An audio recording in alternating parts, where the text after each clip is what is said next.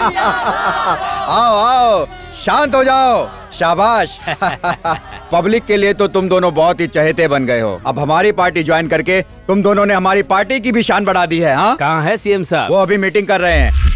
क्या मूर्ति जी, असेंबली की सीट के लिए नाम की जगह जाति प्रमाण पत्र क्यों डाला? इस एरिया के सभी उम्मीदवारों को जाति के हिसाब से ही सीट दी जाती है सर। इसलिए सर हमने रामनगर से मिश्रा का, आदिवासी क्षेत्र से भीमा का और मुस्लिम क्षेत्र से मोहम्मद अली का नाम जोड़कर ये उसकी लिस्ट बनाई है। तब तो जिलों का नाम भी मिश्रा नगर, भीमनगर और मोहम्मद नगर क्यों नहीं रख लेते? अगर हम किसी जाति विशेष के उम्मीदवारों का नाम चुनते हैं तो इससे सिर्फ एक ही जाति का विकास होगा। अगर पूरे राज्य का विकास चाहते हो तो उसे चुनो जिसे जनता चुने, जाति के हिसाब से नहीं। मिश्रा नगर, भीमा नगर और मोहम्मद नगर नाम बन गए तो इस देश का विकास नहीं हो पाएगा और हर मंत्री अपनी जाति के बारे में ही सोचेगा। क्या ये ठीक होगा? इसलिए हमें अपनी जाति से ऊपर उठकर सबके लिए सोचना होगा।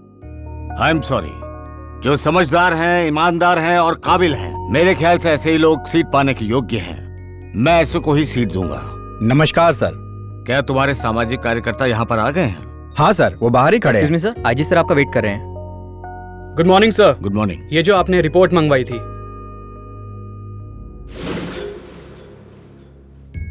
ये देखो तुम्हारे सामाजिक कार्यकर्ताओं के कारनामे हैं। टिकट देने से पहले मैं सारे कार्यकर्ताओं को क्राइम रिपोर्ट चेक करता हूँ। बिना सोचे समझे लिस्ट कैसे दी? मुझसे गलती हो गई सर, लेकिन वो लोग इतने बुरे नहीं है सर। राष्ट्र भावना, देशभक्ति उनमें भी भरी हुई है। हाँ, मुझे पता है। मुख्यमंत्री जिंदाबाद, मुख्यमंत्री जिंदाबाद, पब्लिक पार्टी जिंदाबाद, पब्लिक पार्टी जिंदाबाद, मुख्यमंत्री जिंदाबाद। हमारी पार्टी क्यों ज्वाइन करना चाहते हो तुम? प्रजा की सेवा के लिए। मर्डर करके प्रजा की सेवा करोगे? जमीन हत्या कर लोगों की सेवा करोगे? ये क्या कह रहे हैं आप? हमने ऐसा कब किया? Shut up! इतने सारे क्राइम करने के बाद भी तुम दोनों खुलेआम सड़क पे घूम रहे हो। इस पार्टी में तुम जैसों की जरूरत नहीं और न ही जनता को तुम्हारी जरूरत है। हाजी साहब, ले जाइए। पार्टी में कुछ लोग पुराने हैं और कुछ लोगों ने अभी ज्वाइन किया है। मैं एक बात साफ साफ बताना चाहता हूँ कि लोगों को पैसे देकर, उनको कपड़े देकर हमें वोट खरीदने की जरूरत नहीं। अपने व्यापारी लोगों से पार्टी फंड के नाम पर पैसे लेने का तुम्हें कोई अधिकार नहीं। उन्हीं से पैसे लेते हो और जीतने के बाद उन्हीं से अपना मुंह मोड़ लेते हो। हम सभी को अपने आप पर भरोसा करना चाहिए। हमें अपने सिद्धांतों पर चलना चाहिए और तभी हम बहुमत से जीत हासिल कर पाएंगे। अगर ऐसा ही चलता रहा तो हमारा कुछ भी नहीं होने वाला। राजनीति छोड़कर सड़क पर चाय बेचनी पड़ेगी। कोई पत्रिका पढ़ रहे हो क्या? नहीं, घोषणा पत्र है। मुख्यमंत्री का भाषण सुनते ही प्रचार शुरू कर दिया। ऐसी बात अरे नहीं। मेरे गंजे कार्यकर्ता, जिन्हें तुम अपनी योजना बताओगे वही तुम्हें जूतों से मारेंगे। इसीलिए बोलता हूँ कि दिमाग का इस्तेमाल करो। अभी तुम पार्टी में नए हो, तुम लोग मेरी एक बात सुन लो। मैं इस पार्टी में 25 सालों से हूँ और जो इस पार्टी में सिद्धांतों से लड़ेगा वो कभी भी जीत नहीं पाएगा। अपना दिमाग लगाओ, मेरी एक बात मानो, हमेशा अपनी जाति वाले की सुनो और जो दूसरी जाति वाले हैं उनको खूब पैसा खिलाओ। चुनाव के समय घर घर जाकर सबको दारू और साड़ी बांटो। अगर तुम चुनाव में ऐसा करोगे तो तुम्हें कोई हरा नहीं पाएगा। ये बात लिख कर ले लो।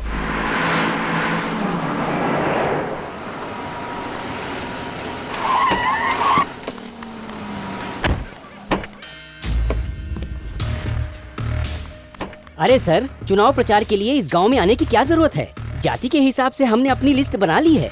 हमने इनको दारू और पैसा बांट दिया है, इनके वोट भी खरीद लिए हैं। ये हमें ही वोट देंगे। हाँ नमस्ते।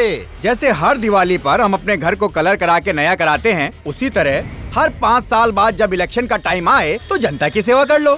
आप महान हो सर, ऐसे में तो हम हर बार का इलेक्शन जीत सकते हैं।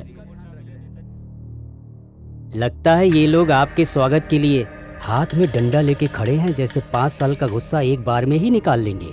तुम चुप रहोगे? क्या हुआ सूरी बेटा, तुम उदास क्यों खड़े हो? हम तुम्हारे लिए तो आए हैं। नाटक करने की जरूरत नहीं है। ए, तुम्हें क्या तकलीफ है? पहले भी हम ही ने वोट देकर इन्हें जिताया है। तुमने तो गांव में बिजली लाने का वादा किया था, इसलिए हम सबने दिया जलाकर तुम्हारा स्वागत किया था। अरे बिजली तो दूर की बात है, अभी तक इस गांव में पानी तक नहीं पहुंचा और तुम चाहते हो कि हम सब गांव वाले मिलकर तुम्हें वोट दें? पक्की सड़क बनाने का वादा किया था तुमने, लेकिन अभी तक वो सड़क पे एक गड्ढा भी नहीं भरा है। सूरी, इसी काम के लिए तो मैं दिल्ली गया था, ताकि इस गांव में सड़क तो क्या एयरपोर्ट तक बन जाए। लेकिन मुझे क्या पता था कि वहाँ पर सारा मामला बिगड़ जाएगा। क्या मामला, क्या बिगड़ा? मतलब वहाँ पर बम ब्लास्ट हुआ और सारा मामला बिगड़ गया। इसको बताओ सर। ब्लास्ट में बहुत लोग मारे गए, पूरा देश शोक में डूब गया और तो और सारा काम ठप हो गया, इसीलिए सड़क का काम भी नहीं हो पाया। उसके बाद भी तो हम लोगों ने तुम्हें जिताया था ना। जब हम लोगों ने गांव में पानी और बिजली लाने का सोचा था तो पूरे देश में भुखमरी हो गई थी। अब बताओ इसमें मेरी क्या गलती है? उसके बाद तो इनकी धड़कनें भी बंद हो गई। फिर भी हमने हार नहीं मानी और कैसे भी करके नकली दिल का इंतजाम भी किया और लेफ्ट साइड में लगा दिया। दिल बदलने के बाद मेरा दिल्ली पर से भरोसा उठ गया और सीधा मुख्यमंत्री जी के पास गया ताकि हमारे गांव का विकास हो सके। उन्होंने भरोसा दिया कि वो कुछ करेंगे। अब योजना ही बदल गई तो मैं क्या करूं? उसके बाद एक और योजना आई और योजना पे योजना आती रही। कौन सा पहले करना है, कौन सा बाद में करना है, यही सोचने में हमारे सर को काफी समय लग गया। लेकिन इलेक्शन के बाद पूरी हो जाएंगी। गाँव की समस्या और सरकार की योजनाओं में आखिर क्या संबंध है? अगर गांव की समस्या दूर करनी है तो योजना बनानी पड़ेगी। तुम्हें क्या लगता है मैंने कुछ नहीं किया? ऐसा नहीं है, मैंने अपनी पूरी कोशिश की। एक बात सुनो, अगर हमें गांव में विकास करना है तो हमें देश में होने वाली योजनाओं को भी गांव-गांव तक लाना होगा। तुम तो समझदार हो बेटा। मेरी एक बात तुम लोग ध्यान से सुनो, अब इस गांव में सड़क तभी बनेगी जब मुझे ज्यादा वोटों से जिताओगे। समझ गए तुम? जय हिंद। चलता हूँ मैं, ठीक है? नमस्कार सरपंच जी। नमस्कार सरपंच जी।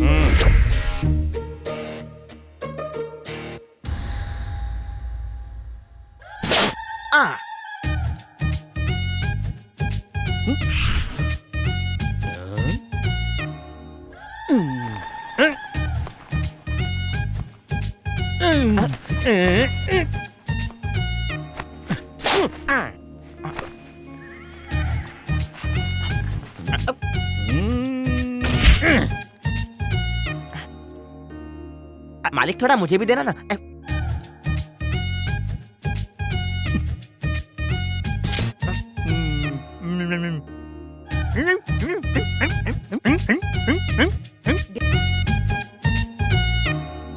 ए बेवकूफ, चलो पंचायत। हाँ चलो।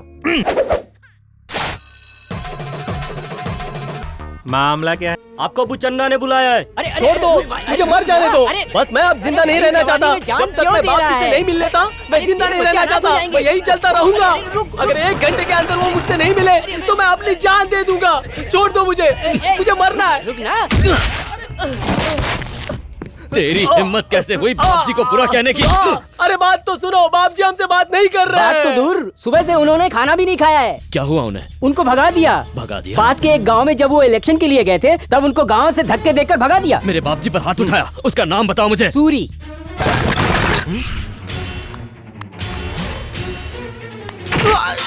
कौन है बेटा? बेटा, अरे क्या कर रहे हो? छोड़ो।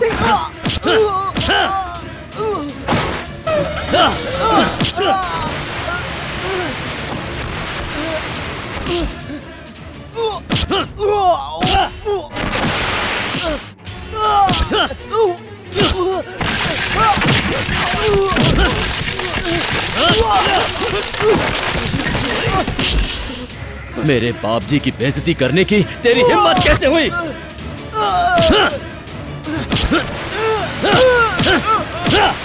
अरे बेटा, छोड़ो। इस हाथ से मेरे बाप जी को धक्का दिया था ना, ऐसी गलती की यही सजा मिलेगी। वो बाप जी मेरी माँ, मेरा बाप, मेरा परिवार मेरे लिए सब कुछ है। अगर किसी ने उन्हें कुछ कहा या उन पर उंगली भी उठाई तो मैं उसका यही हाल करूंगा, उसके हाथ पैर चीर दूंगा। सुन लिया? सर रवि आ रहा है। रवि, वो देखिए। नमस्ते बाप जी। गांव गए थे ना? हाँ गया था। सूरी मिला क्या? हाँ मिला ना। क्या किया उसके साथ? मैंने उसे समझा दिया है। मतलब तुम वहाँ समझाने गए थे? नहीं, मैंने उसे अच्छी तरह समझाया। अरे अच्छे से कैसे समझाया ये बताओ। आप पर कोई हाथ उठाए मैं उसे कैसे छोड़ दूं, इसीलिए उसका हाथ लेकर आया हूँ। रवि तुम ही मेरे असली बेटे हो। जब भी मेरी बीवी मुझसे बच्चे की बात करती है तो मैं उससे एक ही बात कहता हूँ, रवि है ना हमारा बेटा। ए, उठ, उठ। ए, जाकर वो रवि वाला बोतल लेकर आ जा। ए रवि, जब मैं मुख्यमंत्री से मिलने के लिए गया था तो तुम्हारे बारे में ही सोच रहा था। क्यों बाप जी, उन्हें भी मेरी याद आ रही थी क्या? अरे उनको नहीं, मुझको तुम्हारी याद आ रही थी। तुम तो मेरे दिल के टुकड़े हो ना। ए, आओ इधर बैठो। सिंगापुर से खास तुम्हारे लिए ही ये बोतल लेकर आया हूँ मैं। चलो बैठो। आपके सामने? नहीं नहीं नहीं। जब मैं अपनी खुशी से तुम्हें ये चीज दे रहा हूँ तो मना नहीं करते। रख लो। ए रवि, जब बाप जी जैसे सज्जन पुरुष तुम्हारे लिए इतना सब कुछ कर रहे हैं तब तुम क्यों अरे ऐसी बात नहीं है, बाप जी मेरे लिए भगवान है और भगवान के सामने नहीं पियोगे तो एक काम करो, इसे घर लेकर जाओ और पूरा बोतल कटक जाना। पकड़ो। अरे सिंगापुर की दारू क्या चढ़ती है। रवि रवि रवि बाबू, लगता है मैंने इतनी पी ली है कि अब गांव के गधे भी मुझसे बात करने लगे हैं। अरे गधे ने नहीं, मैंने बुलाया है। गंगा, कौन सी गंगा? बहने वाली गंगा या आकाश गंगा? अपने गांव की गंगा। अच्छा, तुम यहाँ हो? वहाँ पूरा गांव पानी के लिए तरस रहा है और तुम यहाँ बह रही हो।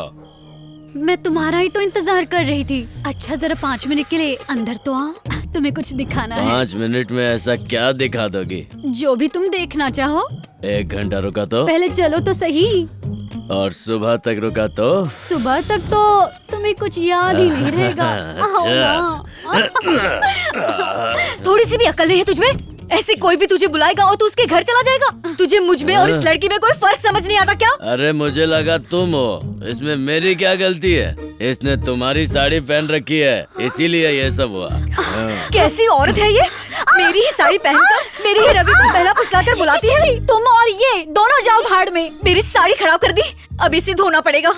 हे भगवान, ये फिर से सो गया। उठ। हाँ, चल रहा हूँ। मैं तुम्हारे लिए इतना प्यार से खाना बनाती हूँ, तो फिर तुम उसके यहाँ क्यों जाते हो? कहा ना, साड़ी देखकर गलतफहमी हो गई थी, वरना तुम इतनी प्यारी हो कि तुम्हें छोड़कर मैं उसके पास जाऊंगा। पागल हो? तुम हमेशा ऐसे ही झूठ बोलते हो। मैं झूठ बोलता हूँ? मेरी कसम सच कह रहा हूँ।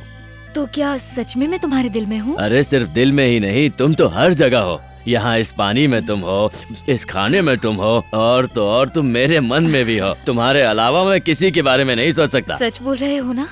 अरे बाबा, तुम्हारी कसम। अब खाओ। अच्छा, मैं तुमसे एक चीज मांग सकती हूँ क्या? मांगो ना। बात ये है कि मैं जहाँ जाना चाहूँ वहाँ ले जाओगे? कहाँ जाना चाहती हो तुम? प्लेट में। प्लेट में? हाँ। ये लो, पकड़ो। नहीं नहीं, ये वाला नहीं। तो? वो जिसमें बैठ के विदेश जाते हैं, वो वाला। अरे बाबा, उसे प्लेट नहीं, फ्लेट कहते हैं। जो भी है, मैं उसमें बैठकर एक बार विदेश जाना चाहती हूँ। ये मेरी बचपन से ही इच्छा है। अच्छा, हाँ। जाएंगे ना? मैं अभी जाके बाप जी से कहता हूँ, तुरंत टिकट मिल जाएगा हम दोनों को। तो ला दो ना जल्दी से टिकट। अभी चाहिए? ये लो। अरे ये सच में मिल गई। ये लो।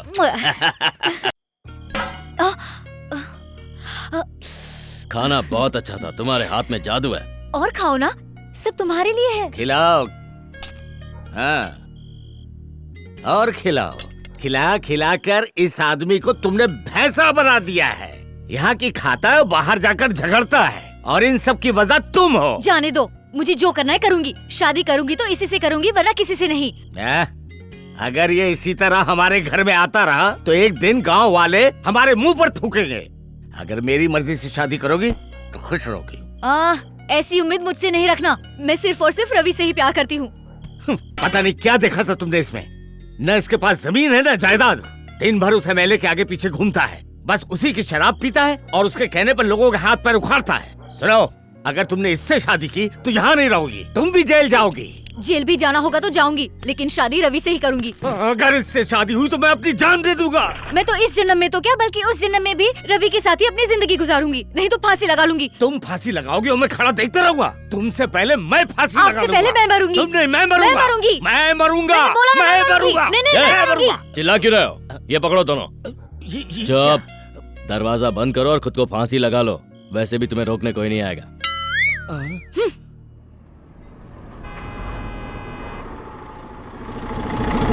चलो चलो, जल्दी निकलो, चलो चलो।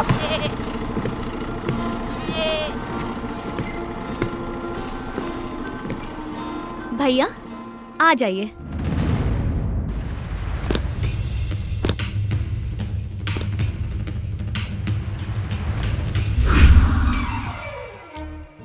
कंडक्टर साहब, इस जगह पर हमारा गांव तो नहीं है, फिर हमें यहाँ क्यों उतारा? उस गांव में जाने के लिए यहीं उतरना पड़ता है। क्यों भाई, वहाँ बस नहीं जाती है क्या? आप मिलिट्री में थे क्या? हाँ तो आपको राजनीति तो आती होगी। जरूर आती है, बोलो। दोस्ती के खातिर हमने पाकिस्तान में बस जाने दी, लेकिन हुआ क्या? युद्ध हुआ। तो बस समझ लो कि आगे के गांव का भी वही हाल है। आप यहाँ से सीधा चले जाओ, वही आपका गांव है।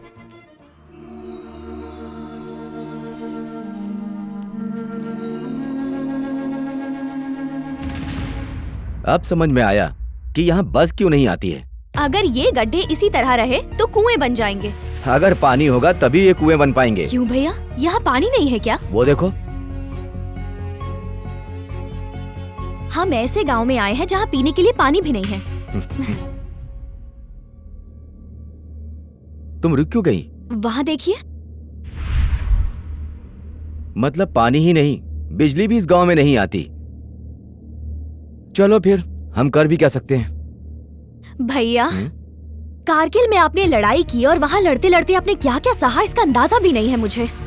लेकिन यहाँ आने से आसान तो कारगिल में आपके लिए लड़ाई करना रहा होगा।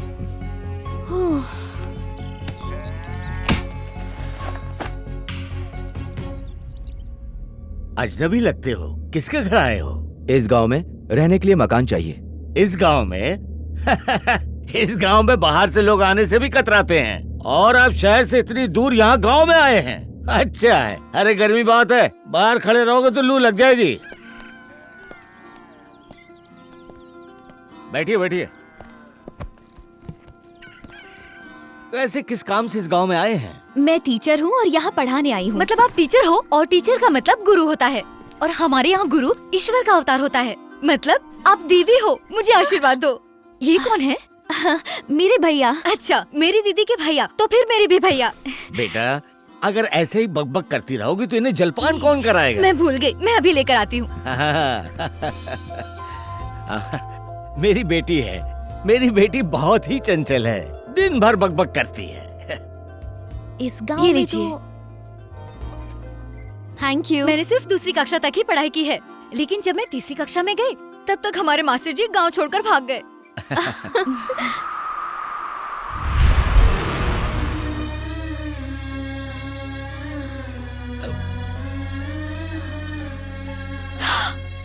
ये कैसे हुआ? कोई एक्सीडेंट हुआ था क्या? चाचा जी, मेरे भैया एक सैनिक हैं और कारगिल की लड़ाई के वक्त इन्होंने अपना हाथ खो दिया था। ये बात आपने पहले क्यों नहीं बताई साहब? आप जैसे जवानों की वजह से ही हम जैसे लोग अपने घरों में सुरक्षित हैं। आप वीर पुत्र हो। चाचा जी, हाँ? इस गांव की पंचायत का ऑफिस कहाँ है? क्यों बेटी? भैया की बहादुरी के लिए सरकार ने हमें इस गांव में 5 एकड़ की जमीन दी है। उसी सिलसिले में सरपंच से बात करनी है। अपना सरपंच खुद अपने ही गांव में नहीं रहता, वो तो खुद ही गांव से दूर जाकर बसा है। वो तो नाम का सरपंच है, वो सिर्फ बड़े लोगों की सुनता है और उन्हीं की करता है। वो तो गांव में तभी आता है जब उसका कोई स्वार्थ होता है। देखो मेरे देश के जवान, ये सारी जमीन मेरे अंडर में आती है। यहाँ से लेकर वहाँ तक की सारी जमीन पर सिर्फ और सिर्फ मेरा हक है। फिर भी ये 5 एकड़ की जमीन तुम्हारे नाम करने का वादा करता है ये सरपंच। अरे नारायण, जा जमीन के दर्शन करा। यही तो है। इसकी आंखों पर मत जाना, इसके हाथ के इशारों को देखना। ये पत्थरों वाली जमीन तुम्हारी है। अरे तुम तो इस देश के बहादुर जवानों में से एक हो। इस पत्थर को काटकर जमीन बना देना पूरी तरह से। जय जवान जय किसान। यहाँ पर खेती कैसे होगी? मजाक मत करो। जब तुम्हारा भाई ऊंचे पहाड़ों पर दुश्मनों से लड़ सकता है तो क्या इन छोटे पत्थरों को काट कर मैदान नहीं बना सकता? फिर खेती करना, ये कॉन्फिडेंस मैं तुम्हें देता हूँ। जय जवान जय किसान। तो वो खाली जमीन हमें दे दीजिए। नहीं, यहाँ एयरपोर्ट बनने वाला है। क्या? एयरपोर्ट? बस तो यहाँ आती नहीं तो एयरपोर्ट कैसे आएगा? क्यों नहीं? एयरपोर्ट क्यों नहीं? क्या इस गांव की कोई हैसियत नहीं है क्या? क्या यहाँ विकास नहीं होना चाहिए? क्या विकास के सपने भी नहीं देख सकते? ये भी अधिकार नहीं है? ये नहीं कर सकते, वो नहीं कर सकते? जैसे विकास का सपना देखना कोई बहुत बड़ा जुर्म है। अरे जैसे सपनों में कविता को, बबीता को, अनीता को या फिर सविता भाभी को कोई भी आम आदमी देख सकता है, इसी तरह यहाँ एयरपोर्ट बनना भी देख सकता है। यहाँ पर एक एयरपोर्ट बन जाए, यही मेरा सपना है। सबका साथ सबका विकास। तो इस तरफ की जमीन दे दीजिए। नहीं, यहाँ मैं बंदरगाह बनवाऊंगा। बंदरगाह? जहाँ बड़े जहाज आते हैं। उसके लिए वहाँ पर समुद्र का होना जरूरी है। वो भी मेरा एक सपना है। सपने देखने के लिए मैं स्वतंत्र हूँ, क्यों हूँ ना? एक दिन मैं यहाँ समुद्र भी बनवाऊंगा। क्यों नालायक? उस पर टाइटैनिक भी चलेगी। आपके सोचने से समुद्र यहाँ नहीं आएगा, वो प्रकृति का एक हिस्सा है। अरे नादान बालिके, अगर मैं रुपए दिखाऊंगा तो समंदर क्या, समंदर का बाप भी उसके साथ साथ यहाँ पर चला आएगा और समंदर तो बन के रहेगा। और तुम केवल 5 एकड़ जमीन के लिए मुझे चोर भरी नजरों से देख रहे हो। बताओ, तुम सैनिक ही हो ना? तुमने कारगिल में युद्ध किया, मैं कैसे मानूं? तुम तो मुझे करीमनगर के हवलदार लगते हो, है ना? तुमने अपना हाथ उस युद्ध में खोया है, लेकिन तुम झूठ भी तो बोल सकते हो। सच बताओ। अगर सच जाना है तो आके सर्टिफिकेट देख लो। सर्टिफिकेट? ये तो कोई भी बनवा सकता है। आजकल तो नकली सर्टिफिकेट बनवाकर कोई भी डॉक्टर इंजीनियर बन जाता है। तुम लोग भी हो सकता है मुझे ठगने आए हो। इसका मतलब कारगिल सोल्जर होने का मुझे तुम्हें सबूत देना होगा, हा? बिल्कुल। और कोई रास्ता नहीं है ना? बिल्कुल नहीं। अरे बाप रे, ये मालिक कहाँ गायब हो गए? नीचे देखो, दिख जाएंगे। अरे बाप रे, लगता है ये चल बसे। अब तो सरपंच मैं ही बनूंगा। अभी नहीं, मुंह पर पानी डालो, उठ अरे जाएंगे। बच गया। लगता है सो गया। अभी उठाता हूँ। ये लो। जल गया जल गया जल गया। कॉफी गरम थी। सैनिक का मुक्का इतने फुट का। आप बताओ मैं कौन हूँ? सैनिक के रूप में आप रामायण के हनुमान हैं महाशय। बिना गदे के भी आप बहुत शक्तिशाली हैं। आपका हाथ ही आपका हथियार है। इन कपड़ों में आप देश के वीर सैनिक लग रहे हैं महाराज। आप तो इस पूरे गांव के हीरो हो। कारगिल युद्ध के महावीर चक्र हो आप। अब जल्दी से बताओ मेरी जमीन कौन सी है? अभी अभी जिस जमीन में आपने मुझे गाड़ा है, यही जमीन आपकी है। हे कारगिल वीर, यहाँ से निकलने का उपाय बताइए। एक काम करो, इसके गले में रस्सी डालो और बैलगाड़ी से खींच करके इसे बाहर निकाल लो। व्हाट एन आइडिया सर जी। मालिक, मैं अभी बैल ढूंढ के लाता हूँ, तब तक आप कॉफी चाटो।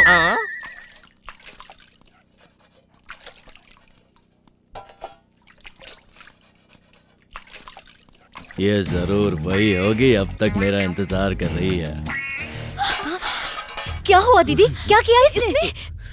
क्या किया तुमने दीदी के साथ? मेरी कोई गलती नहीं है, ये तुम्हारे घर के सामने खड़ी थी, मैंने सोचा तुम हो। अंधे हो क्या? हम दोनों तुम्हें एक जैसी दिखाई देती है। तुम्हें मुझ में और इनमें कोई फर्क दिखाई नहीं देता? हमेशा नशे में रहती हो। चुप हो जाओ। मुझे क्या सपने में आएगा कि तुम्हारे घर में मेहमान आया है? हा? ये तो ऐसा हो गया जैसे रामायण में राम जी और सीता माँ के बीच द्रौपदी आ गई हो। देखिए, मुझसे गलती हो गई, मैंने गलती से आपको पकड़ लिया। वैसे आप हैं कौन? ये इस गांव में नई टीचर बन के आए हैं। अच्छा, अब ये कौन है? और ये टीचर के भैया है। ओहो, अपने बहन की रक्षा के लिए आए हैं। सिर्फ अपनी बहन की रक्षा के लिए नहीं, सारे देश की रक्षा के लिए आए हैं। ओहो, भैया सैनिक हैं। जब भी हमारे देश पर खतरा आता है तो उनसे लड़कर यही लोग हमारी रक्षा करते हैं। हमारा देश वैसे ही सुरक्षित है, ये क्या कर लेंगे? हम मजे से खाते हैं या मजे से पीते हैं। देखो, मैं तो सिगरेट भी पीता हूँ। हमारे पास सब कुछ है, ये क्या बचाएंगे? आए बचाने हैं। मैं तुम्हें बताता हूँ कि मैंने क्या बचाया है। बताओ क्या बचा है? जब जब दुश्मन देश ने हमारी धरती माँ को नुकसान पहुँचाने की कोशिश की, तब तब हमारे जवानों ने अपने जान की बाजी लगा दी। कारगिल युद्ध में जब हमारे पड़ोसी ने हम पर आक्रमण किया, तब तब हमारे जवानों ने अपने जान की परवाह किए बिना दुश्मनों को अपनी धरती माँ की रक्षा करने के लिए यहाँ से मार भगाया। ऐसी रक्षा की है मैंने। कौन सा तीर मारा है? बड़ी बड़ी बात करते हो हैं? पूरा पाकिस्तान मेरे इस जेब से भी छोटा है, और उससे लड़ने के लिए तुमने इतने साल लगा दिए। खुद को महान कहते हो। ये सब क्या है? तुम्हें पता है तुम क्या बोल रहे हो? देश के लिए इन्होंने अपना हाथ गंवा दिया।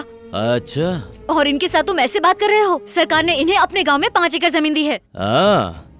हाथ तोड़वाने के लिए सरकार ने इन्हें 5 एकड़ जमीन दी। इस हिसाब से हाथ तोड़ने के लिए मुझे कितनी जमीन मिलनी चाहिए, ये सोच रहा हूँ मैं। अरे तुम अंदर चलो।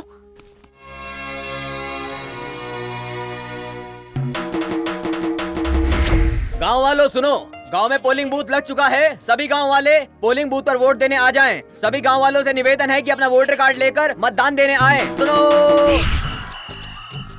ये सब क्या हो रहा है? यहाँ पर बच्चों को क्यों लाए हो? वोट देने के लिए साहब। ये पिछले साल ही बड़े हुए। ये तुम लोग क्या बकवास कर रहे हो? सिर्फ 18 साल वाले ही वोट दे सकते हैं। मजाक मत करो। मैं मजाक नहीं कर रहा हूँ। मजाक नहीं तो और क्या है? ये तुम्हें बड़े लगते हैं? क्या हुआ? इस गांव में सिर्फ मेरी चलती है। अगर मैंने कहा ये बड़े हैं तो इसका मतलब कि ये बड़े हैं। गांव में कुछ दिनों पहले एक आदमी के हाथ उखाड़ने का मामला तुमने सुना ही होगा। हाँ, मैंने सुना है। जिसने हाथ उखाड़ा था यही है। इसका नाम रवि है। ये जो बोलता है वही नियम बन जाता है। अगर रवि ने बोला बच्चा बड़ा है तो आप कुछ नहीं कर सकते, आपको लिखना ही पड़ेगा। समझ गया, वो छोटे बच्चे नहीं बड़े आदमी ही हैं। चलो अपना नाम बताओ।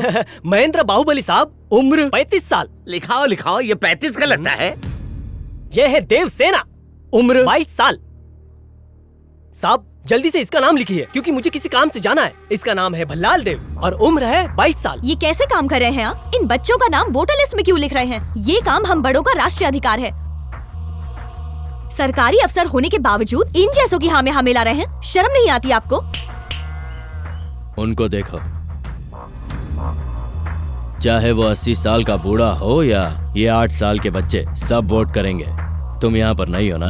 अपने काम से काम रखो, ज्यादा दिमाग मत चलाओ। लिखो लिखो। हाँ लिखो। साहब इसका नाम लिखो। इसका नाम है कटप्पा और उम्र 40 साल, एक बड़ी कंपनी का मालिक। रुक जाओ, क्या नाटक चल रहा है? तुम यहाँ बच्चों का नाम लिख रहे हो जिन्हें वोट देने का अधिकार ही नहीं है। ये क्या राशन की लाइन है जो पूरे खानदान का नाम लिख रहे हो? इन बच्चों ने तो अभी ठीक से स्कूल भी नहीं देखा है। किसने कहा कि ये 40 साल के हो गए हैं? मैंने। और किसकी हिम्मत होगी? तुम इनके बाप हो क्या? तुम्हारी औलाद है ये? यहाँ क्या हो रहा है इससे तुम्हें क्या मतलब? इस गांव में इस उम्र के लोग अपनी माँ की गोद में घूमते हैं क्या?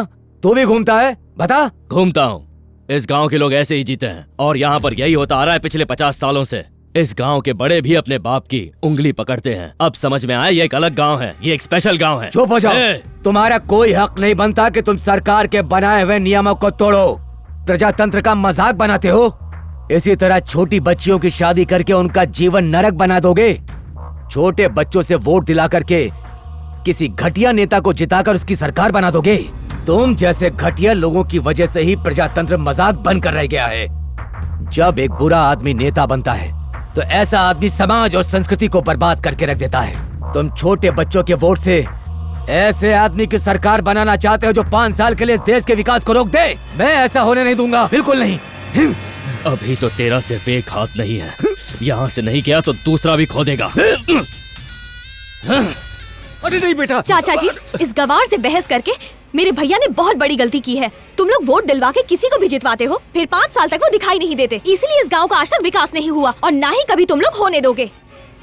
अगर तुम्हें ये बच्चे भी कम लग रहे हैं तो इस लिस्ट में गाय बैलों के भी नाम लिखवा दो। तुम्हारी ये घटिया तरीके तुम्हें ही मुबारक हो। जल्दी जल्दी भरो रे, जल्दी करो, जल्दी डालो अंदर। सर देखिए कितनी भीड़ इकट्ठा हुई है।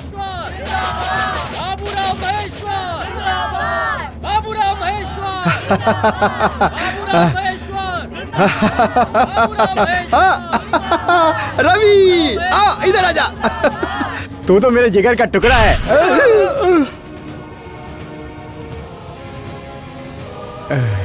हमारे बाप जी, हमारे बाप जी, एमएलए बाप जी।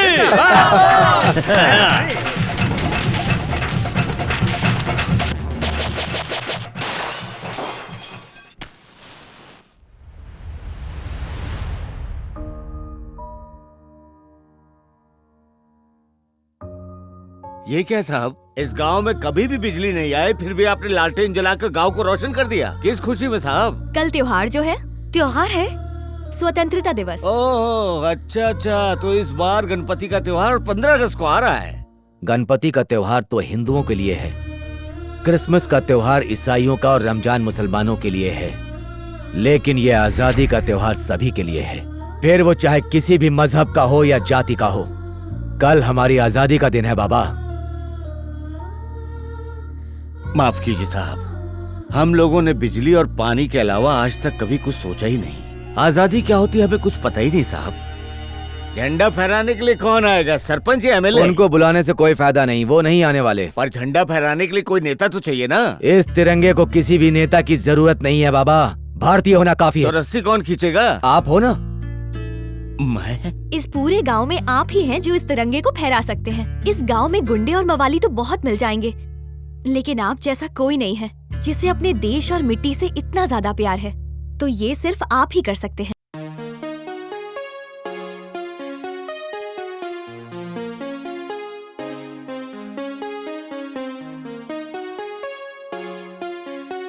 तुम लोग क्यों नहीं आ रहे हो? ये लो, अब जोर से बोलो, वंदे मातरम। वंदे मातरम।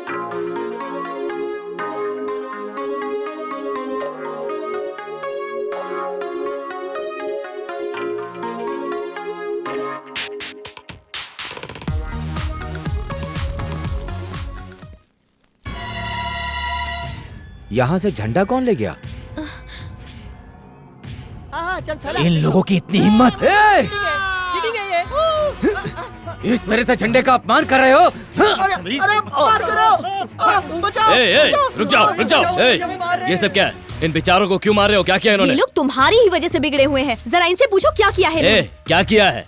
तुम्हारा हाथ पकड़ा क्या? तुम्हारी साड़ी खींची है क्या? तुम्हें देखकर सीढ़ी बजाई है? मेरी माँ का आंचल खींचा है बेवकूफ। ये झंडा मुझे मेरी जान से प्यारा है और ये लोग इसे जमीन पे डाल करके इस पर जुआ खेल रहे थे। क्यों रे? लेकिन रवि भाई, मुझे नहीं मालूम था कि झंडा देश का है। हम लोगों को लगा ये किसी पार्टी का झंडा है। Shut up! पार्टी के झंडे और देश के झंडे में तुम्हें फर्क नजर नहीं आता? इंसान हो या जानवर हो तुम लोग? इन्हें जानवर क्यों कह रहे हो? जब तुम्हारे दुश्मनों ने इस झंडे के सामने तुम लोगों को मारा तब क्या किया तुमने? तब तो कुछ नहीं किया। यहाँ तक कि एक मैच हारने पर भी लोग इस झंडे को जला देते हैं। तब तुम्हारे मन में बात नहीं आती, जाओ मारो उन्हें। न जाने कितनी पार्टियों ने ऐसा झंडा बनाकर पूरे गांव में लगाया है। ऐसे ही कपड़े पहनते हैं वो पार्टी वाले। सिर्फ जय जवान कह देने से इस देश का कुछ नहीं होगा। पहले इस झंडे को लोगों के दिलों में बसना होगा। इस देश के लोगों को एक साथ जुड़ना होगा, तब ये समझेंगे कि ये हमारा तिरंगा है। चलो तुम्हारे कहने पर मैं ये बात मान लेता हूँ, लेकिन इन्हें कौन बताएगा, कौन समझाएगा इन्हें? इसे बताने की जरूरत नहीं पड़ती है। जब कोई बच्चा अपनी माँ की कोख से जन्म लेता है तो वो खुद ही दूध पीने लग जाता है। माँ उसे ये नहीं बताती कि उसे दूध कैसे पीना है। वैसे ये झंडा भी सभी के लिए माँ के आंचल के जैसा ही होता है। जब कोई सैनिक अपनी सरहद पर खड़े होकर दुश्मन से लड़ता हुआ शहीद होता है तो किसी पुरस्कार के लिए नहीं, बल्कि भारत माता की सुरक्षा के लिए शहीद हो जाता है। परमवीर चक्र पाने के लिए नहीं, उसकी आखिरी इच्छा होती है कि वो उसी देश में जन्म ले और शहीद होने के बाद इसी तिरंगे में उसे लपेटा जाए। अगर कोई भी मेरे सामने इसे किसी पार्टी का झंडा बताएगा तो मैं उसे जान से मार दूंगा। कारगिल हो या कश्मीर, अगर मुझे फिर से लड़ना पड़े तो ये जवान तिरंगे के लिए अपनी जान दे देगा।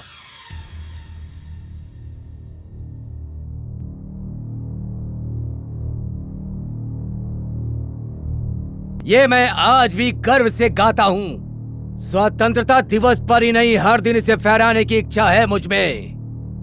जब ये शान से लहराता है तो मेरा सर गर्व से ऊंचा हो जाता है। स्वतंत्रता दिवस का दिन लोगों के लिए छुट्टी का दिन होता होगा, लेकिन मेरे लिए नहीं। इस तिरंगे के लिए मेरे अंदर देशभक्ति की भावना हमेशा रहेगी।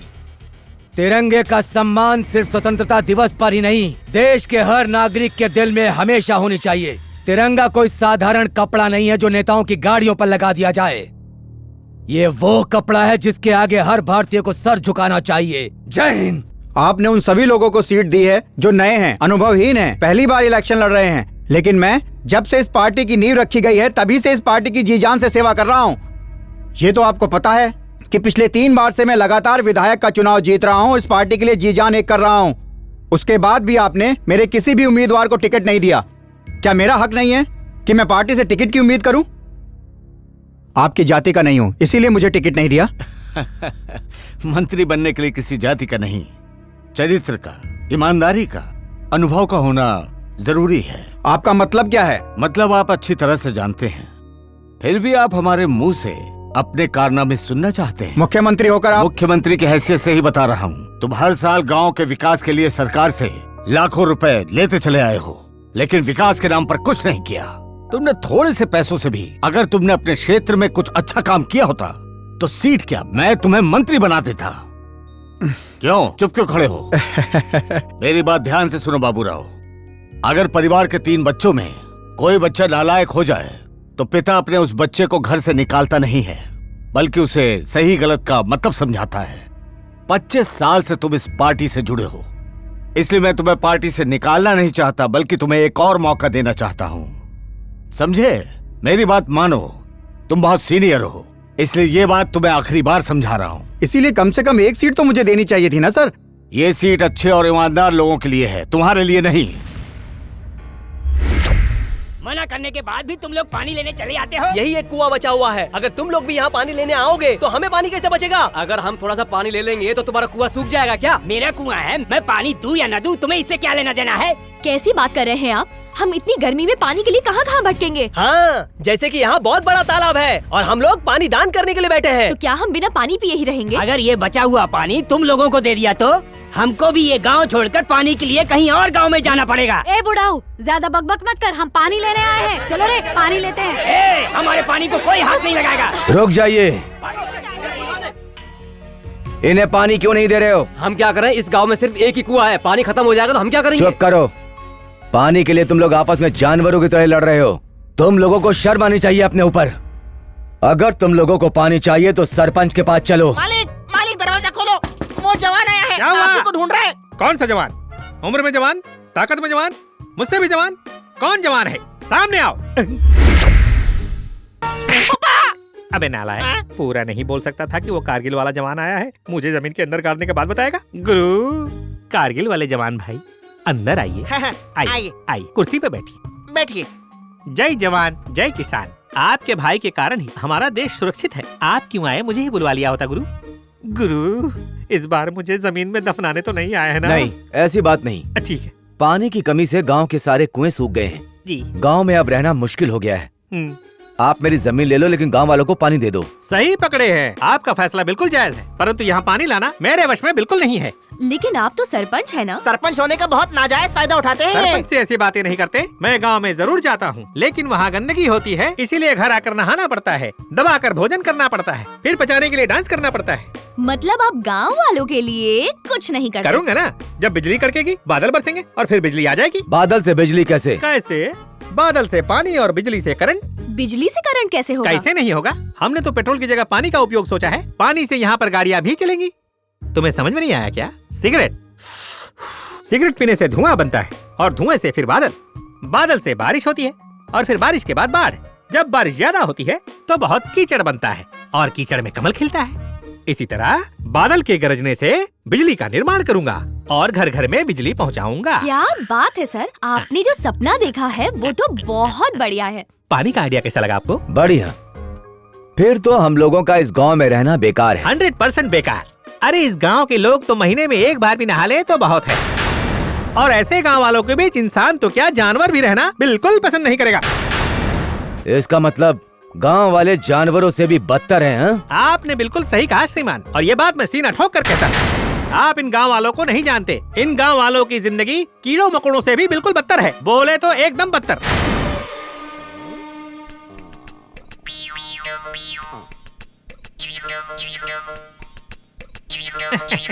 मुझे गलत मत समझना, मैं अपने पूर्वजों की कसम खाकर कहता हूँ, मैं इन गांव वालों के लिए अपनी जान भी दे दूंगा। ये गांव ही मेरे लिए मेरी दुनिया है। सही कहा मालिक।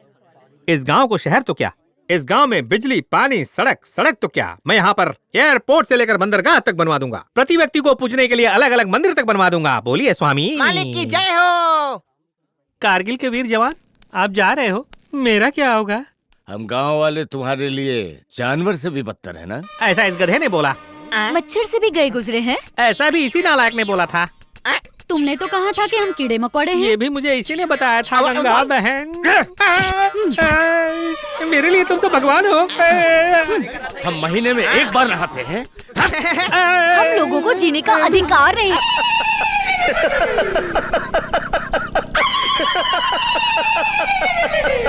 उस जवान ने गांव वालों से तुम्हारी पिटाई करवा दी। उसने मेरा घर ही नहीं उजाड़ा, बल्कि मेरे मुंह का निवाला भी छीन लिया। उस सैनिक ने आने के बाद मेरा सुख और चैन सब कुछ छीन लिया है। जब तक ये गांव में नहीं था, मुझे छूने की हिम्मत तक किसी की नहीं थी, लेकिन अब देखो, जब से ये आया है, सबको भड़का रहा है, आपके खिलाफ भी बोला है। अगर ऐसा ही चलता रहा तो जो ये चखना खा रहे हो, ये जो दारू पी रहे हो, ये ग्लास की मदिरा, ये इज्जत का धागा, ये चखना, ये दारू, ये ग्लास और ये धागा, तुम रोड पे आ जाओगे और भीख मांगोगे। बस इतना ही कहना था। ए सुन, मुझे क्या बुद्धू समझता है? अरे ओ जालीदार सरपंच, मैं तुझे नहीं छोड़ूंगा। तू पिट के आ गया, कपड़े फड़वा के आ गया, पिट के आया, मार खा के आया, लुंगी फड़वा के आ गया। आज गांव वालों ने तेरी पुंगी बजा कर रख दी। अब ज्यादा नाटक किया तो तेरा पेट फाड़ दूंगा। अरे चुप हो जाओ तुम दोनों। इतनी छोटी सी बात का बतंगड़ बना के रख दिया। जाओ रवि को बुला कर लाओ, वो उन दोनों को उस गांव से धक्के मार के निकाल देगा। सब फेंक दो, कपड़े भी निकाल के फेंक दो, वो भी फेंक, तहस-नहस कर दो, सब कुछ बाहर फेंक दो, कुछ नहीं बचना चाहिए। निकाल के रख हम लोग। हाँ ये भी फेंक दो, सारा हमारा सामान बाहर क्यों फेंक रहे हो? इसके साथ तुम्हें भी फेंक देंगे। तुम्हें गांव छोड़ना होगा और ये घर खाली करना होगा। क्यों, क्या किया हमने? जरा बताओगे मुझे? बताने की कोई जरूरत नहीं है। क्यों जरूरत नहीं है? फिर इस तरह से तुम हमारे सामान को बाहर क्यों फेंकवा रहे हो? ये घर क्या तुम्हारे बाप ने बना कर दिया था? नहीं तो तुमने बनाया है क्या? इसके लिए मैंने किराया भरा है। तुम्हारा गांव पे राज होगा, मुझ पर नहीं। अब जल्दी बताओ कि मेरा सामान बाहर क्यों फेंकवाया? औरत हो इसीलिए सिर्फ सामान बाहर फेंका है, नहीं तो क्या? अगर जिंदा रहना चाहती हो तो अपने भाई को लेकर यहाँ से निकल जाओ। अगर मुझे मरने का डर होता तो मैं दुश्मन से गले लग जाता, उसके सामने अपना सर झुका देता और सही सलामत वापस लौटाता। लेकिन मैंने बिना डरे उनका सामना किया, क्योंकि मुझे अपनी जान से ज्यादा देश प्यारा था। इसलिए मैंने उनका डट कर सामना किया। इसीलिए तो इज्जत से कह रहा हूँ, वरना तुम्हारे सामान को जैसे निकाला वैसे तुम्हें गांव से निकाल देता। बाप जी के आदमी पर हाथ उठाने वाले किसी को भी इस गांव में रहने का हक नहीं है। तुम कौन होते हो मुझे इस घर से और इस गांव से बाहर निकालने वाले? इस धरती पर मेरा भी हक है, उतना ही जितना एक किसान को अपनी फसल पर होता है और एक जवान को अपने देश पर। और ये जवान जहाँ भी जाएगा उसके लिए इस देश की धरती सब कुछ होगी, क्योंकि ये धरती मेरी माँ है। ये देशभक्ति की बातें मेरे सामने करने का कोई फायदा नहीं। मैं सिर्फ बाप जी की सुनता हूँ। तुम्हें इस गांव से जाना होगा और सरकार से मिली जमीन को भी हमेशा के लिए भूल जाओ। और जहाँ तक तुम्हारी बहन की बात है, उसका भी ट्रांसफर हो चुका है। और हाँ,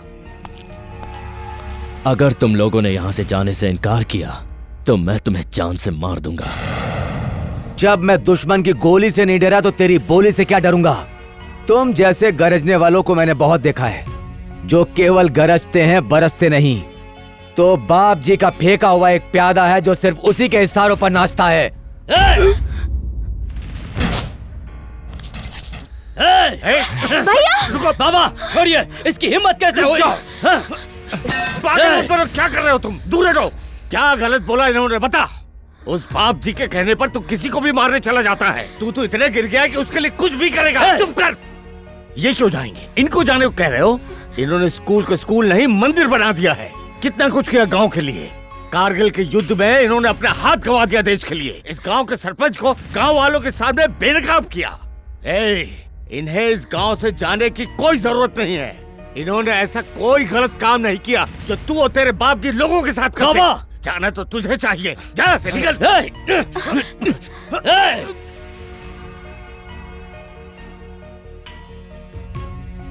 गुंडा मवाली कहीं का।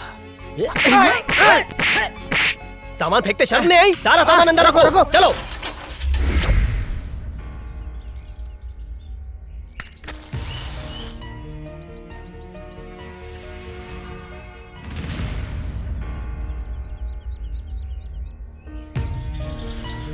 वासु। दीदी! बहना! बहना!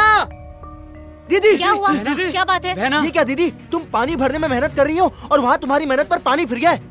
तुम्हारे होने वाले पति रवि पे कोई और डोरे डाल रहा है। ये बताओ अब क्या करोगी तुम बहना? कौन है वो? वही मास्टर, वही टीचर। क्या दीदी, तुम्हें पता नहीं? हाँ, जानती हूँ उनको, मेरे साथ ही तो रहती है वो। क्या हुआ? दीदी वो रहती तुम्हारे साथ है, लेकिन गुलछरे रवि के साथ उड़ा रही है। उस टीचर को गांव से निकालने की धमकी दी, इसीलिए उसने रवि भाई पे डोरे डालना शुरू कर दिया और रवि खुद को संभाल नहीं पाया और रवि उस टीचर की जाल में पूरी तरह फंस गया। ये सब गलत है, मुझे उन पर पूरा भरोसा है। अरे तुम समझ क्यों नहीं रही हो? वो टीचर तुम्हारे रवि को पटा लेगी। तुमको कुछ पता भी है या नहीं? तुम तो हो ही इतनी अच्छी कि तुम्हें सब कुछ अच्छा ही दिखाई देता है और इसी बात का उसने फायदा उठाया है। यकीन नहीं आता तो जाके देख लो, वो एक साथ बाथरूम में है।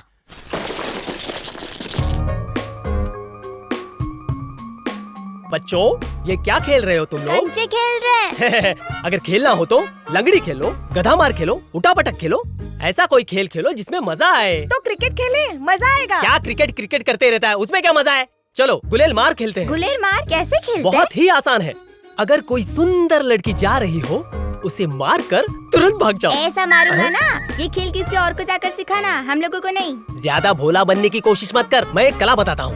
पेट को आगे करके चाय पियो, फिर पीछे करके मिक्स करो। अच्छा, तो ऐसा क्या? ये कौन सी बड़ी चीज है?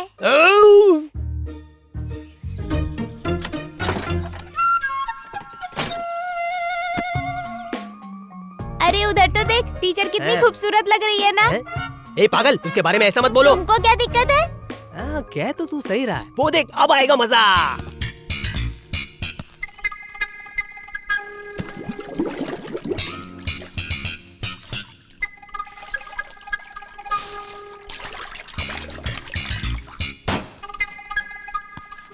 अरे देखो ना उसको, वो रवि तो अंदर कूद गया। अभी केवल कूदा है, असली मजा तो अब आएगा। लेकिन कैसा मजा आएगा? बस तुम देखते जाओ।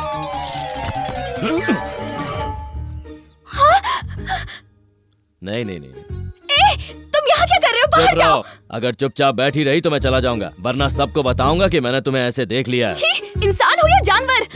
कहा ना आवाज मत करो। तो जल्दी यहाँ से जाओ। एक शब्द ही और कहा तो मैं पीछे मुड़ जाऊंगा। रुको रुको, कोई ना बोलती बंद। तुम शर्ट क्यों निकाल रहे हो? हाँ, मुझे भी नहाना है, इसीलिए उतार रहा हूँ। ये देखो भाई लोग, नजारा सुपर है। सुनो, जल्दी करो, तुम्हारा भाई आने वाला है। उसके बाद स्कूल के बाहर मिलेंगे, फिर घूमने जाएंगे, बहुत मजा आएगा। क्यों रे, यहाँ क्या करने आया कुछ था? नहीं, मैं नहाने जा रहा था लेकिन मेरा साबुन यहाँ था तो मैंने सोचा यहाँ से ले लेता हूँ। तो ले लिया? जा ही रहा था लेकिन वो टीचर नहा रही है ना, तो मैंने सोचा कि बाद में नहा लेता हूँ, कौन सी जल्दी है। छी, थोड़ी तो शर्म करो। भगवान के लिए झूठ बोलना बंद करो। देखो मैं तुमसे सच कह रहा हूँ, मुझे क्या पता था कि वो इस वक्त नहा रही होगी। जो हुआ हमारे बीच हुआ, उसे कोई तकलीफ नहीं तो तुम्हें क्या तकलीफ है, समझी?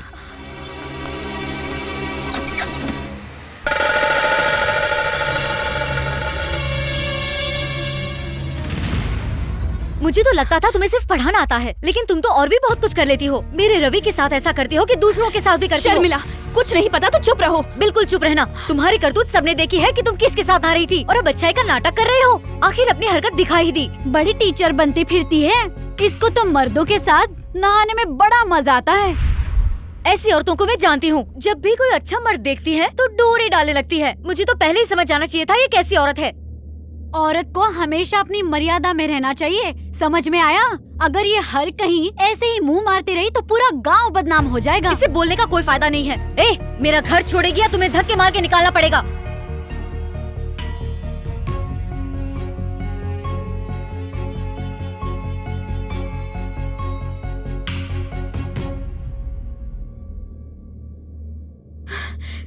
हाँ, मैं ऐसी ही औरत हूँ। अगर तुम लोगों को लगता है कि मैंने कुछ गलत किया है तो मैं ये जहर पी के मर जाती हूँ।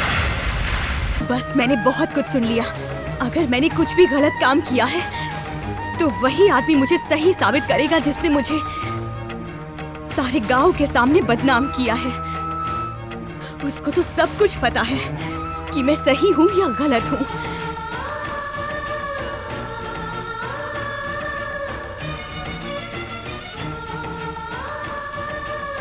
भैया भैया भैया, दीदी ने जहर पी लिया।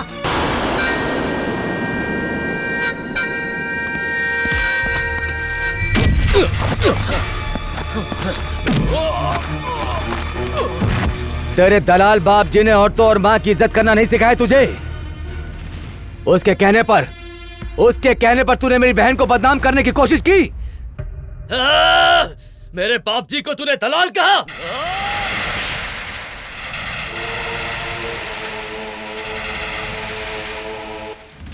मारना चाहते हो? आओ मारो मुझे। क्या इसके लिए भी तुझे अपने बाप जी से इजाजत लेनी पड़ेगी? मेरे बाप जी के खिलाफ एक शब्द भी कहा ना तो क्या करोगे तुम? मेरा हाथ काटोगे, मेरा सर काटोगे या मुझे इस गांव से धक्के मारकर बाहर निकाल दोगे? करूंगा, जो वो कहेंगे वो करूंगा। अगर उनके लिए अपनी जान भी देनी पड़ी तो दे दूंगा। तेरे बाप जी ने अभी तक तेरे लिए क्या किया? इस गांव के लिए क्या किया है? गांव में बिजली दी है या गांव को पानी दिया है? सड़क बनाई है या कोई साधन दिया है? आज तक कोई स्कूल बनाया है या कोई हॉस्पिटल? क्या किया है तेरे बाप जी ने, बता इस गांव के लिए। अगर मैंने उनसे कहा तो वो करेंगे। गांव के लिए सड़क तो क्या, वो सोने की सड़क बना कर देंगे। फिर बातें करने से नहीं होगा, उसको बोल किस गांव के लिए सड़क बनाए। अगर तेरे बाप जी ने ऐसा कर दिया तो मैं गांव छोड़कर चला जाऊंगा। अगर वो इस गांव में बिजली और पानी लाया तो मैं उसका पुतला बनाकर उसकी पूजा करूंगा। अगर उसने स्कूल और हॉस्पिटल भी बनाया तो इस सैनिक ने अपना एक हाथ खोया है, उसके लिए मैं अपना दूसरा हाथ भी काट के उसे दे दूंगा। ऐसा बोल सकते हो? Come on tell me. होगा, अब ये होकर ही रहेगा। यहाँ स्कूल बनवाकर तेरी बहन से उसका उद्घाटन करवाऊंगा। बाप जी यहाँ पर अस्पताल खोलेंगे और तू अपनी आंखों से देखेगा। पानी बिजली सब होगा, यहाँ तक कि लोगों के लिए सड़क बनेंगे। कल ही बाप जी इन सब के लिए पेपर सैंक्शन करेंगे और मैं उनके सामने तेरा सर काटूंगा। याद रखना, ये इस रवि का वादा है। नमस्ते। हाँ हाँ नमस्ते। नमस्ते भाई। बाप जी देखो, हमारा रवि आ गया है। लगता है रवि ने उस मिलिट्री वाले को और उसकी बहन को धक्के मार के गांव से निकाल दिया। बाप जी नमस्ते। बाप जी क्या हुआ रवि, भगा दिया ना उन लोगों को? नहीं, वो तो खुद ही जाने के लिए तैयार है। मतलब वो गए। बधाई हो, बाप जी वो खुद ही गांव छोड़ देंगे, बस उनकी शर्त पूरी हो जाए। क्या मांगा उसने? अपनी बहन के लिए प्रमोशन? नहीं, बस गांव को बदलना चाहते हैं। अगर आप गांव में सड़क बना देते हैं तो वो खुद गांव से चले जाएंगे। अगर आप गांव में बिजली ले आए तो वो आपकी पूजा करेंगे। उसने कहा कि अगर आप ऐसा कर दें तो वो खुद अपना हाथ काट कर देगा। तो तुमने क्या कहा? मैंने भी कह दिया कि मेरे बाप जी के लिए कुछ भी नहीं है। मैं अभी सैंक्शन पेपर तुम्हारे मुंह पर लाके मारता हूँ। इसको तो उनकी कब्र खोदने के लिए भेजा था, इसने तो आप ही की कब्र खोद चुप करो, बाप जी आप मुझे सैंक्शन पेपर दीजिए, मैं उन्हें अभी गांव से निकालता हूँ। वो जवान इस गांव के लिए इतना परेशान क्यों है? मुझे नहीं पता। क्या वो मुझे वोट देते हैं? क्या बिल्कुल वो नहीं। हमारा समर्थक है, हमारी पार्टी से है? नहीं बाप जी, ऐसा बिल्कुल नहीं है। इसका मतलब ये हुआ कि वो जो कुछ भी कर रहा है सीट पाने के लिए कर रहा है। ये सब राजनीति है, समझे तुम उसके चक्कर में मत पड़ो। बाप जी मुझे लगता है वो ये सब सीट के लिए नहीं, गांव के फायदे के लिए कर रहा है। अरे रवि, हाँ। वो ये जो कुछ भी कर रहा है वो विपक्षी पार्टी के कहने पर कर रहा है। इतनी सी बात तुम्हारी समझ में क्यों नहीं आ रही है? वो जो भी है बाप जी, आप बस ये काम कर दीजिए। लेकिन हम वो सब नहीं कर सकते रवि। क्यों बाप जी? तुम ये सब बात भूल जाओ। बाप जी ऐसा मत कहिए बाप जी। बाप जी सुनिए ना, मैंने पूरे गांव के सामने कसम खाई है कि मैं सैंक्शन पेपर उसके मुंह पे मारूंगा। अगर आपने ऐसा नहीं किया तो मेरी क्या इज्जत रह जाएगी? जो भी हो रवि, लेकिन मैं ऐसा नहीं कर सकता। करंट नहीं ला सकता बाप जी, सड़क नहीं बना सकता, हॉस्पिटल नहीं बना सकता। रवि ये सब छोड़कर अगर तुम मुझसे मेरी जान भी मांगेगा तो दे दूंगा। बाप जी बाप जी बाप जी बाप जी बाप जी, ये आप क्या कर रहे हैं बाप जी? अरे नहीं, अरे बाप जी, छोड़ मुझे, बाप जी, मरने दे मुझे, बाप जी, मरने दे, बाप जी, बाप जी, जाने दे मुझे। बाप जी, छोड़िए, अरे छोड़ मुझे। छोड़िए इसे, ये क्या कर रहे हैं आप? तो और क्या करूं मैं? अरे अभी आप मर जाते हैं अगर रवि तो आपको मरने देना। मैं आज इतना मजबूर हूँ कि रवि के लिए कुछ भी नहीं कर सकता। नहीं बाप जी, आपके बिना तो हम सब अनाथ हो जाएंगे बाप जी। मेरे लिए कितनी शर्म की बात है, मेरे बेटे ने कुछ मांगा और मैं उसे दे भी ना सका। पहली बार रवि ने मुझसे कुछ मांगा था और मैंने उसको मना कर दिया। धिक्कार है मुझ पे। देखो मैं तुम्हारे सामने असहाय खड़ा हूँ। इसने मुझसे पैसा नहीं मांगा, बिजली मांगी है। इसने पूरे गांव के सामने अपने बाप जी के लिए कसम खाई कि मेरे बाप जी वो सब करेंगे जो भी मैं बोलूंगा। अगर मेरा रवि बोले तो सड़क क्या, सोने की सड़क बनवा दूं मैं। अगर उसे पानी चाहिए तो बादलों से बारिश करवा दूं। अगर उसने बिजली मांगी तो पूरे गांव को दिवाली की तरह हर जगह रोशनी से भर दूंगा।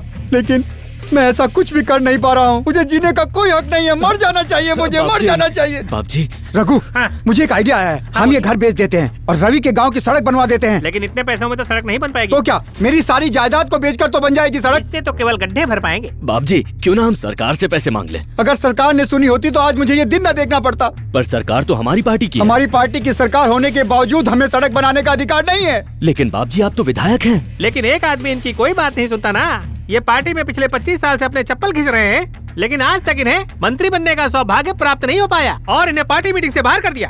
कौन था वो? मुख्यमंत्री। मुख्यमंत्री ही तो सबसे बड़ी समस्या है। वो मुझे कुछ भी काम करने नहीं देते। लेकिन ऐसा क्यों? बुरे लोग तो बुरे लोगों को ही पसंद करेंगे, ऐसे लोगों को तो करेंगे नहीं।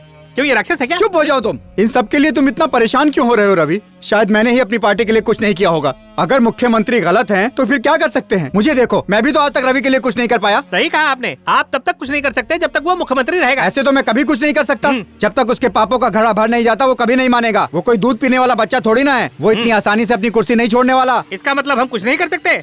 मैं तो कहता हूँ कि उसका किडनैप करवाकर उसका इस्तीफा दिलवा दो, फिर रास्ता साहब। उसके बाद मुख्यमंत्री बनकर आप सिर्फ रवि का गांव ही नहीं, पूरे दुनिया की सड़क को वहाँ से यहाँ तक पक्की करवा सकते हैं। सही कहा तुमने। जब तक वो मुख्यमंत्री रहेगा रवि के गांव का कुछ नहीं हो सकता। अगर रवि के गांव में पानी लाना है तो उसे इस्तीफा दिलवाना होगा। लेकिन ये काम करेगा कौन? ये काम मैं करूंगा। हाँ बाप जी, उसे किडनैप करके मैं उससे इस्तीफा दिलवाऊंगा। ये तुम क्या बोल रहे हो रवि? उसको हाथ लगाना तो दूर, तुम उसके घर के आसपास भी नहीं जा सकते। हाँ, मुख्यमंत्री को किडनैप करना कोई बच्चों का खेल नहीं है। ऐसे बैठे रहने से तो अच्छा है कि उसे किडनैप करके उससे इस्तीफा ले लिया जाए। लेकिन वो मुख्यमंत्री है। वो मुख्यमंत्री है तो मैं भी रवि हूँ। रवि, मुझे तुम पर पूरा भरोसा था कि एक दिन तुम जरूर मेरे लिए कोई बड़ा काम करोगे और ये आज सिद्ध हो गया। मुझे तुम पर बहुत गर्व है रवि। तुम सोच भी नहीं सकते कि आज मैं कितनी खुशी महसूस कर रहा हूँ। रवि, अगर देश की रक्षा करनी है तो किसी न किसी को तो खड़ा होना ही पड़ेगा। हाँ।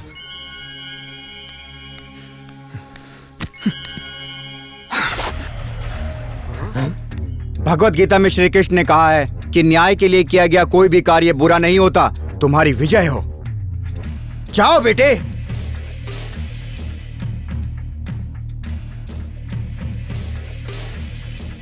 बाप जी, किडनैप के चक्कर में कहीं इसका ऊपर का टिकट कट गया तो? अगर ये मर गया तो समझो ये गुंडा कम हो गया।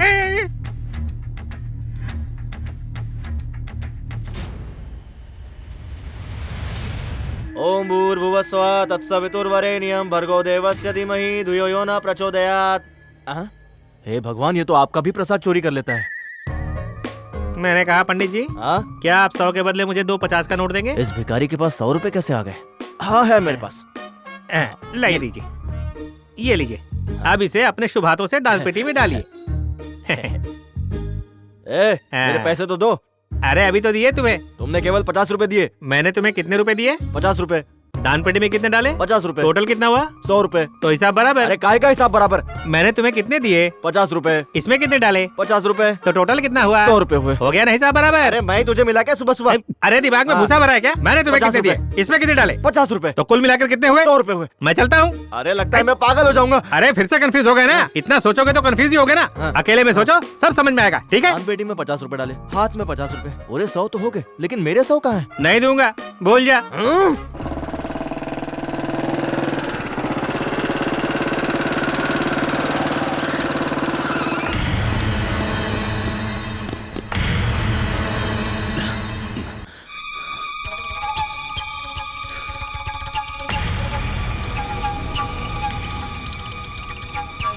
यही है वो। गिरफ्तार कर लो इसे। क्या ये बात सही है कि तुम गांव के बहुत बड़े गुंडे हो? ये बिल्कुल झूठ है। तुम किसी भी औरत को बाथरूम में नहाते हुए देखते हो? क्या ये तुम्हारी गुंडागर्दी नहीं है, या फिर इस बात को भी झुठलाओगे? तुम इनके बाथरूम में गए थे, ऐसा केस दर्ज करवाया है। बोलो, गए थे कि नहीं? जी गया था। शर्म नहीं आई? क्या ये लड़की तुम्हारी पत्नी लगती है? ये तुमने खुद किया है या किसी के दबाव में आकर? अपनी मर्जी से किया। ऐसा क्यों किया? वो मैं सबके सामने नहीं बता सकता। जैसे आपकी जज बनने की मर्जी थी, आप जज बन गई। मेरी घुसने की मर्जी थी, मैं घुस गया। सारे गवाहों और सबूतों को मद्देनजर रखते हुए ये अदालत मुजरिम के खिलाफ फैसला लेती है कि एक औरत को उसके इजाजत के बिना उसकी इज्जत के साथ खिलवाड़ करने पर अपराधी को 3 महीने की जेल और 10,000 एक्सक्यूज मी जज साहिबा, इसने मुझे नहाते हुए देखा तो आपने सिर्फ 10,000 का जुर्माना लगा दिया। क्या इससे इंसाफ हो जाएगा? औरत की इज्जत को पैसों से तौलकर उसकी खोई हुई इज्जत को वापस नहीं लाया जा सकता। ये सिर्फ मेरे ही बारे में नहीं है, बल्कि सवाल है देश की सभी महिलाओं का, जिनकी सुरक्षा इस देश के लिए एक सवाल बनती जा रही है। बस स्टॉप हो या बाजार हो, हम लोग अपने आप को कहीं भी सुरक्षित महसूस नहीं करती। अगर कोई लड़की ऑफिस से लेट घर आए तो उसे ही गलत समझा जाता है। अगर मैं बाथरूम में नहा रही हूँ और ये जानबूझ के अंदर घुस जाए तो क्या इसे 3 महीने की सजा देके छोड़ दिया जाएगा? मेरे हिसाब से आपके न्याय का तरीका बिल्कुल सही नहीं है। मुझे ऐसा इंसाफ नहीं चाहिए। अगर कोई चोर चोरी करता है और जब पकड़ा जाता है तो उसे वो सामान लौटाना पड़ता है।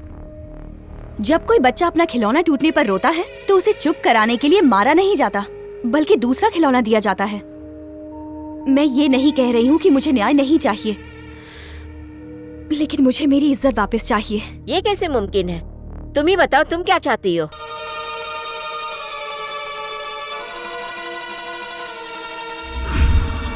इसे मुझसे शादी करनी होगी।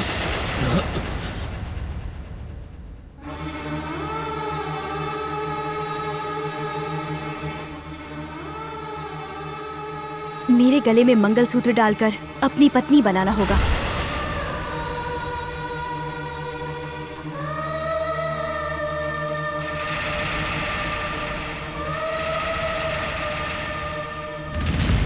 रवि ने गुनाह किया है और ये मामला एक औरत की इज्जत का है, इसलिए ये अदालत चाहती है कि रवि को इससे शादी करनी होगी। मैं शादी नहीं करूंगा, ये तो अन्याय है। अगर आप कहें तो मैं 20,000 भरकर 6 महीने के लिए जेल जाने को तैयार हूँ, लेकिन मैं शादी नहीं करूंगा, कभी Shut नहीं। up! इंस्पेक्टर। Yes madam. ये शादी आपके सामने होनी चाहिए। Okay madam. अगर शादी के बाद तुमने इसे परेशान किया तो तुम्हारे ऊपर सख्त कार्रवाई की जाएगी। ये अदालत का अंतिम फैसला है। ये क्या कह रहे हो तुम? यस, आपका किडनैपिंग प्लान लीक हो गया। यहाँ से जाते वक्त रवि की गाड़ी पुलिस की जीप में धड़ाम से घुस गई। उसको गिरफ्तार करके ले गए। मैंने अपनी आंखों से देखा। अब बारी आपकी है। अगर पुलिस ने रवि की कुटाई की तो वो आपका नाम जरूर लेगा। सीएम को मारने का प्लान आप ही का था ना, तो आपको फांसी जरूर होगी। अगर फांसी नहीं हुई तो कम से कम आपको काले पानी की सजा तो जरूर होगी। सोच लो आप। इसलिए मेरी मानो तो आप अपना नाम और हुलिया बदल लो। प्रॉपर्टी, घर परिवार, इन सब के बारे में जितना ही सोचेंगे उतना ही फंसते जाएंगे। इसलिए मैं तो कहता हूँ ये मोह माया छोड़कर, ये सीएम के पद का लोभ छोड़कर पाकिस्तान चले जाओ, अफगानिस्तान चले जाओ, या मौका मिले तो दुबई भाग जाओ। मैं तो कहता हूँ अपने देश में कश्मीर से लेकर कन्याकुमारी तक बहुत जगह पड़ी है, आप कहीं भी जाकर छुप सकते हैं। यहाँ मेरा काम कौन देखेगा? यहाँ की चिंता व्यर्थ में कर रहे हैं, यहाँ तो मैं हूँ ही। बस आप मेरे नाम की एक पावर ऑफ अटॉर्नी बनवा दीजिए, फिर मैं देख लूँगा। पावर ऑफ अटॉर्नी क्यों? ताकि आपका काम शांति से कर सकूं। सर, आपने खबर सुनी? क्या हुआ? वारंट निकल गया क्या? अरे वारंट नहीं, सीधा फैसला सुना दिया है। फैसला सुना दिया मतलब सजा पक्की हो गई। आपका तो एनकाउंटर पक्का है। एनकाउंटर किसका होगा बताओ जरा। अरे हमारे बाप जी का, और किसका? इनका क्यों? अरे उस रवि ने पुलिस को बाप जी का नाम बता दिया है। किसको? पुलिस को। लेकिन क्यों? सीएम को किडनैप करने का प्लान जो पता चल गया है। अरे जा, उस लड़की ने रवि के खिलाफ बाथरूम वाले जुर्म में केस कर दिया है।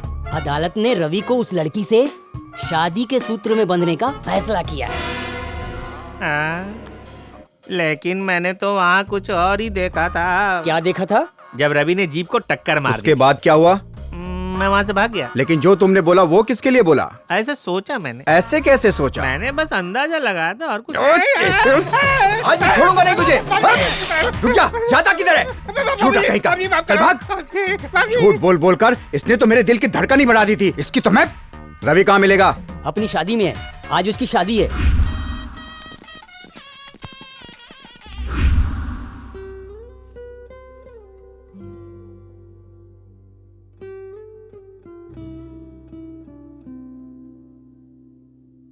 जब तुम टीचर से शादी करोगे तब तुम्हारे सारे पाप धुल जाएंगे। दुनिया तुम्हें कुछ भी कहे लेकिन मुझे किसी की परवाह नहीं। तो तुमने मुझे माफ कर दिया? प्यार किसी से भी हो लेकिन रिश्ता तो ऊपर वाला बनाता है। तुम मेरे साथ इतने सालों तक रहे लेकिन कभी कुछ गलत नहीं किया, इसीलिए मुझे तुम पर हमेशा से विश्वास रहा है। मुझे तुम पर पूरा विश्वास है कि तुम जो भी करोगे अच्छा करोगे। मैं जानती हूँ जब भी शराब पीकर तुम मेरे घर आते थे मुझे कभी भी उसका बुरा नहीं लगा, लेकिन आज एक गलती के कारण हम दोनों एक दूसरे से अलग हो गए। फिर भी मुझे बुरा नहीं लगा क्योंकि तुम सही कर रहे हो। आज मेरी बस एक ही इच्छा है कि मैं तुम्हारी और उस टीचर दोनों की शादी कराऊं। आओ।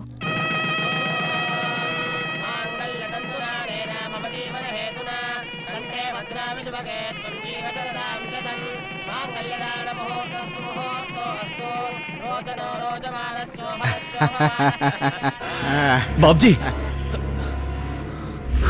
बाप जी मुझे माफ कर दीजिए, ये मैं अपनी मर्जी से नहीं कर रहा हूँ। नहीं बेटा, मुझे सब कुछ पता चल गया है, इसीलिए सुनते ही मैं तुम्हें आशीर्वाद देने चला आया। देखो कितना खुश हूँ मैं। तुम्हारी पसंद मुझे बहुत अच्छी लगी। दो ये लो, ये मेरी तरफ से तुम आशीर्वाद समझ सकते हो, पकड़ो। बाप जी, आओ बाप जी का आशीर्वाद लो। चलो पैर छुओ, पैर छुओ। आशीर्वाद के लिए मेरे भैया भी जिंदा हैं और चाचा जी भी, जिन्होंने हमें रहने के लिए घर दिया था। मैं इस गांव के हर इंसान के पैर छूंगी, लेकिन इनके पैर कभी भी नहीं छूंगी। क्या है, क्यों चिल्ला रहे हो? शादी से पहले ये तुम्हारी बहन थी, अब मेरी पत्नी है। मैं इसे मारूं या चिल्लाऊं, कुछ भी करूं। तू इसे मारेगा? हिम्मत है तो हाथ लगाकर दिखा।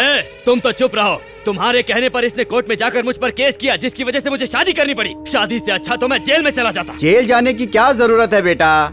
शादी हो जाने के बाद पत्नी ही तुम्हारी पहली जिम्मेदारी है। अगर तुम्हारी पत्नी कभी तुमसे कहे आज के बाद तुम बाप जी से मिलने कभी नहीं जाओगे, तो सुनो, उसकी बात मत टालना। बाप जी, आप ऐसा क्यों कह रहे हैं? मैं हमेशा से आपके साथ था और मरते दम तक आपके साथ ही रहूंगा। मतलब तुम अपनी पत्नी से ज्यादा मुझे पसंद करते हो? हाँ बिल्कुल बाप जी।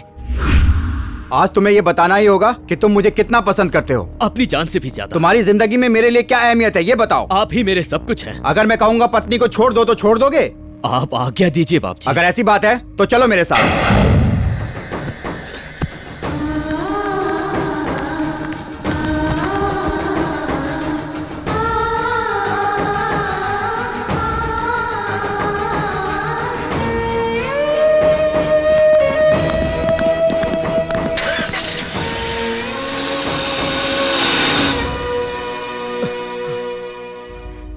इस नीच आदमी से शादी करके क्या मिला तुम्हें?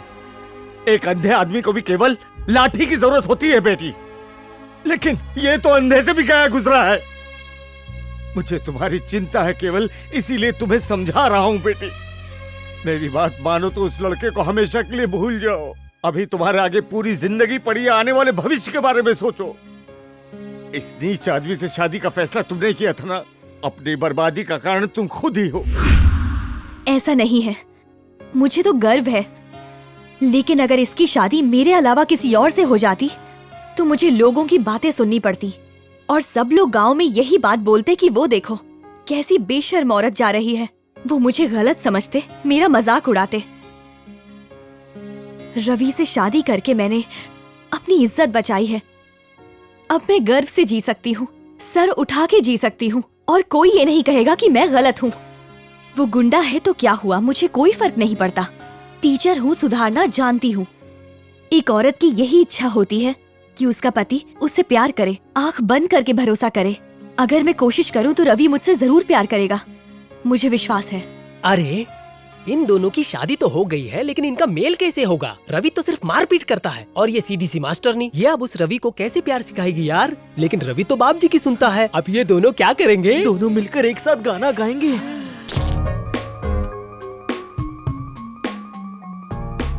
क्या पंडित, आज प्रसाद नहीं खिलाएगा क्या? नहीं मिलेगा। 100 रुपए के छुट्टे तो होंगे ना? ऐसे क्यों देख रहा है यार? बेशरम, पहले मेरे 100 रुपए तो दे। बहुत चालाक हो गए तुम। इस दुनिया में किसी पे भरोसा नहीं करना चाहिए। ये लो 100 रुपए। पहले बेवकूफ बन गया था, इस बार बेवकूफ नहीं बनूंगा। इस बार मैं ऐसे बनाऊंगा। ठीक है। अरे पंडित, मेरे 100 रुपए दे दो। अभी तो दिए। कितने दिए? 50-50 के नोट दिए। लेकिन मैंने तो तुम्हें 100 रुपए दिए ना। तुमने वहाँ कितने रखे? 100 रुपए। हाँ, तो टोटल कितने हुए? 200 रुपए। और मुझे कितने दिए? 100 रुपए। तो बाकी के 100 रुपए? तुमने तो केवल मुझे 100 रुपए दिए ना। अरे पंडित, मैंने तुझे कितने पैसे दिए? 100 रुपए। तूने वहाँ कितने रखे? 100 रुपए। दोनों एक साथ मिलाकर कितने हुए? 200 रुपए हुए। और मुझे कितने दिए? 100 रुपए। तो बाकी के 100 रुपए कौन देगा? अरे तुमने तो 100 रुपए दिए ना। हमेशा कंफ्यूजन पैदा करते हो। बताओ कितने पैसे दिए? 100 रुपए। तुमने वहाँ कितने रखे? 100 रुपए। तो टोटल कितने हुए? 200 रुपए। और मुझे कितने दिए? 100 रुपए। तो बाकी के 100 रुपए किधर है? लेकिन तुमने तो 100 दिए ना। तुम्हें टोटल कितने देने चाहिए थे? 100 रुपए। यही तो मेरा 100 रुपया है। चल निकाल यहाँ से। हमेशा मुझे लुटता रहता है, देख लूंगा तुझे। हाथ में 100 रुपए, यहाँ पर 100 रुपए, दोनों मिलकर 200 रुपए। मुझे दिए 100 रुपए, तो बाकी के 100 कहाँ गए? भूल जाओ उसे। तू केवल मंत्रों को गिन, पैसों को नहीं। कल सुबह 10 बजे पार्टी ऑफिस से मुख्यमंत्री अपने बाकी के एमएलए के साथ मीटिंग के लिए निकलेंगे। मुख्यमंत्री और एमएलए सिग्नल से होते हुए स्वर्गीय पुतले पर जाएंगे। वहां से ठीक 11:15 बजे वो मंत्री पद की शपथ के लिए मंत्रालय जाएंगे। बाकी का काम तुम्हें नेताजी समझाएंगे। मुख्यमंत्री के मेन गेट पर ही कार्यकर्ता और सिक्योरिटी गार्ड तैनात रहेंगे। तुम्हें बहुत ही सावधानी से काम लेना पड़ेगा। अगर तुम्हें गेट के अंदर जाना है तो उसके लिए वीआईपी पास की जरूरत पड़ेगी। आप बस वीआईपी पास का इंतजाम कीजिए। पब्लिक पार्टी जिंदाबाद, पब्लिक पार्टी जिंदाबाद, पब्लिक पार्टी जिंदाबाद, पब्लिक पार्टी जिंदाबाद, पब्लिक पार्टी जिंदाबाद, पब्लिक पार्टी जिंदाबाद, पब्लिक पार्टी जिंदाबाद, पब्लिक पार्टी जिंदाबाद।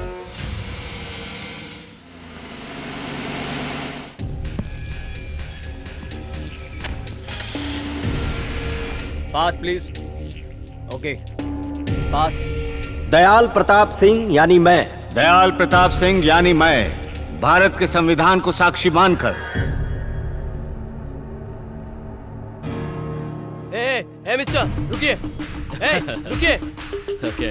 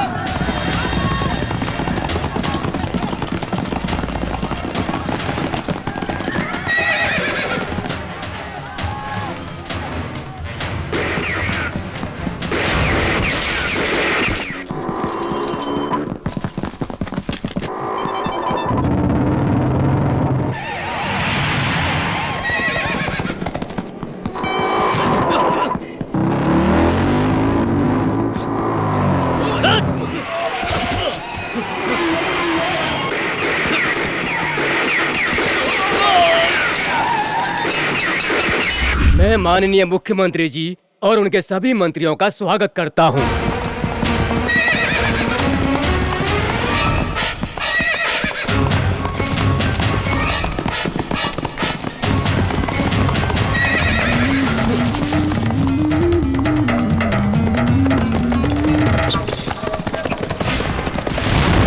मैं इस देश के संविधान के प्रति सच्ची निष्ठा रखते हुए राज्यों के विकास के लिए कार्य करूंगा।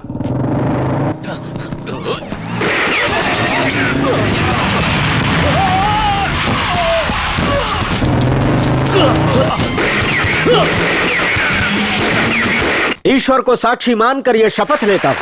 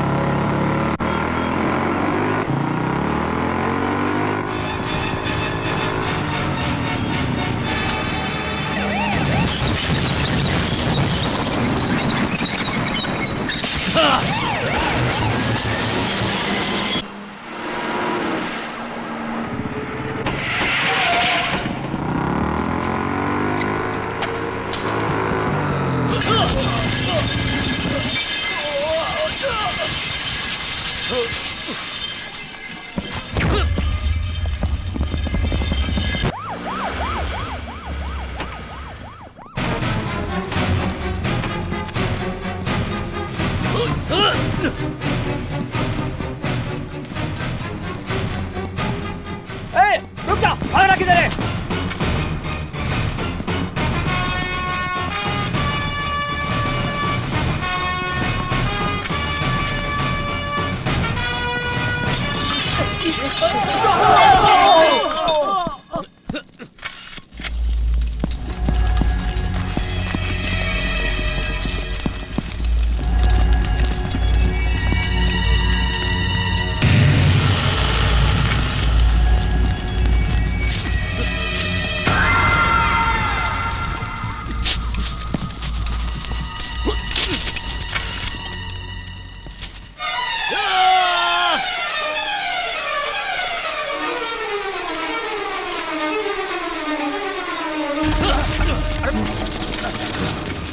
क्या कर रहे हो तुम?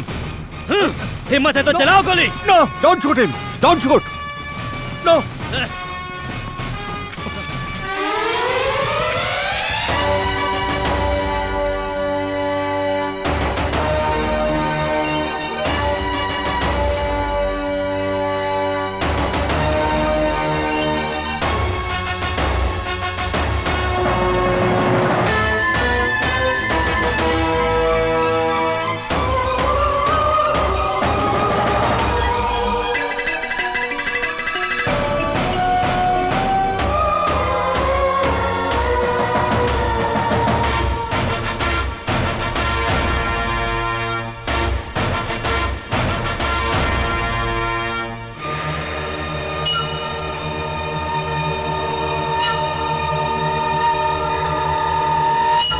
मैं आपका नेता बाबूराव महेश्वर उर्फ बाप जी प्रदेश के मुख्यमंत्री के रूप में सच्ची निष्ठा और ईमानदारी से प्रदेश की सेवा करूंगा।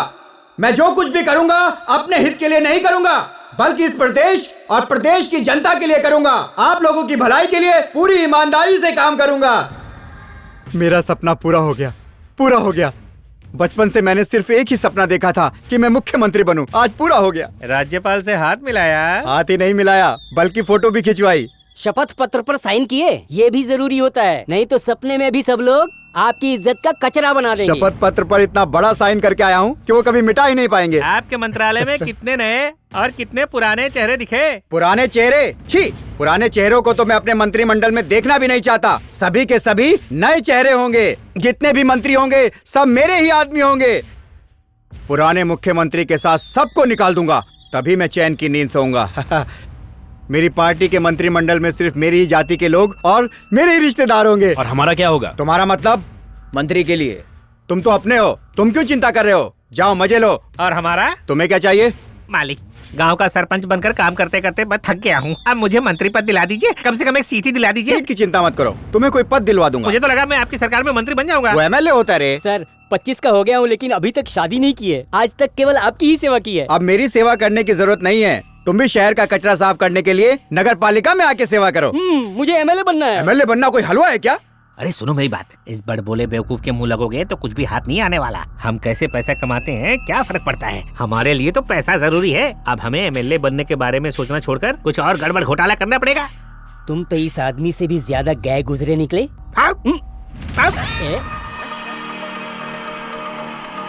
चुप। नमस्कार, आज की सबसे बड़ी खबर ये है कि मुख्यमंत्री का अपहरण हो गया है। अब क्या होगा? ये अपहरण आज सवेरे ही हुआ अरे रे रे रे रे। शपथ ग्रहण समारोह के बाद किसी अज्ञात व्यक्ति ने उनका अपहरण किया है। हमारे सूत्रों के अनुसार क्या गजब का काम किया है रवि ने। तू मेरा ही बेटा है। मैंने पहले ही बोला था रवि मुख्यमंत्री को जरूर किडनैप कर लेगा। भगवान ने रवि को दुनिया में मेरे लिए ही भेजा है। अब मुझे मुख्यमंत्री बनने से कोई नहीं रोक सकता। कि ये जरूर किसी की सोची समझी चाल है। ये क्या अनाप शनाप कुछ भी बोले जा रही है? मैं हूँ उसका दुश्मन, तुम लोग जानते हो। मैं इस पार्टी का सबसे पुराना नेता हूँ, फिर भी मेरे सामने उसने दूसरों को सीट दे दी। सड़क से उठाकर किसी को भी नेता बना देता है। अपहरण होने के बाद से प्रदेश में जगह जगह दंगे फसाद हो रहे हैं। इससे जनता में डर का माहौल बना हुआ है। अभी के लिए बस इतना ही। आगे की जानकारी के ये कोई भी नहीं जानता कि वो किसका आदमी है, कोई ये भी नहीं जानता कि वो किसके लिए काम करता है। अरे वो तो मेरा ही आदमी है। उसे आप जानते हैं? बताइए सर, कौन है वो? क्या आप उस किडनैपर को जानते हैं? हाँ, मैं आप सबके सामने कह रहा हूँ कि मैं उस आदमी को जानता हूँ। हाँ? अब ये नहीं पूछोगे कि कैसे जानता हूँ। मैं उसे वैसे ही जानता हूँ जैसे कि दो पड़ोसी एक दूसरे को जानते हैं। ठीक उसी प्रकार जैसे एक आम आदमी अपने विधायक के बारे में जानता है। उसने कई बार मुझे भी फोन करके धमकियां दी और बोला कि मुख्यमंत्री अपने बारे में ज्यादा और प्रदेश के बारे में कम सोचता है। इसीलिए मैंने उसको अपने पास बुलाया और कहा कानून को हाथ में मत लो। मैंने मुख्यमंत्री जी को भी अपनी तरफ से समझाने की पूरी कोशिश की थी, लेकिन उन्होंने मेरी एक बात भी नहीं सुनी। क्या आप उसे अच्छी तरह से जानते हैं? उसका गाँव मेरे ही जिले में आता है, मेरे पास के ही गाँव में रहता है वो। उसका नाम सर? उसका नाम रविंद्र है। वो तो पहले से ही आतंकवादियों के साथ काम करता था। रविंद्र उर्फ संतोष उर्फ संपत उर्फ रहीम, यहाँ तक कि आतंकवादियों से भी उसका गहरा संबंध है। आप उसके बारे में और क्या क्या जानते हैं? बहुत कुछ जानता हूँ। उसकी जो पत्नी है वो भी मिली हुई है। वो दिन में स्कूल चलाती है और रात में बंदूक चलाना सिखाती है। दोपहर में बच्चों के साथ खाना खाती है और रात में आतंकवादियों के साथ। वो केवल बच्चों को कविता ही नहीं पढ़ा रही है, बल्कि उन बच्चों को साथ में आतंकवादी बनने की ट्रेनिंग भी दे रही है। उसके और भी बहुत नाम है। शिरीषा उर्फ कांता देवी उर्फ भावना देवी उर्फ देवी देवी देवी। वो तो उनके ग्रुप का मुख्य नेता है। उसका एक भाई भी है जो अपने को मिलिट्री का आदमी बोलता है। उसने अपने हाथ कारगिल के युद्ध में खोए हैं। पता नहीं वो सच बोल रहा है या झूठ बोल रहा है। उसका भी गांव में बड़ा खौफ है। उसका नाम भी चौहान है, विजय दीनानाथ उर्फ कांचा चीना। वे दोनों अभी गांव में ही हैं। अगर आपको उनका पता चाहिए तो मैं अभी का अभी दे सकता हूँ।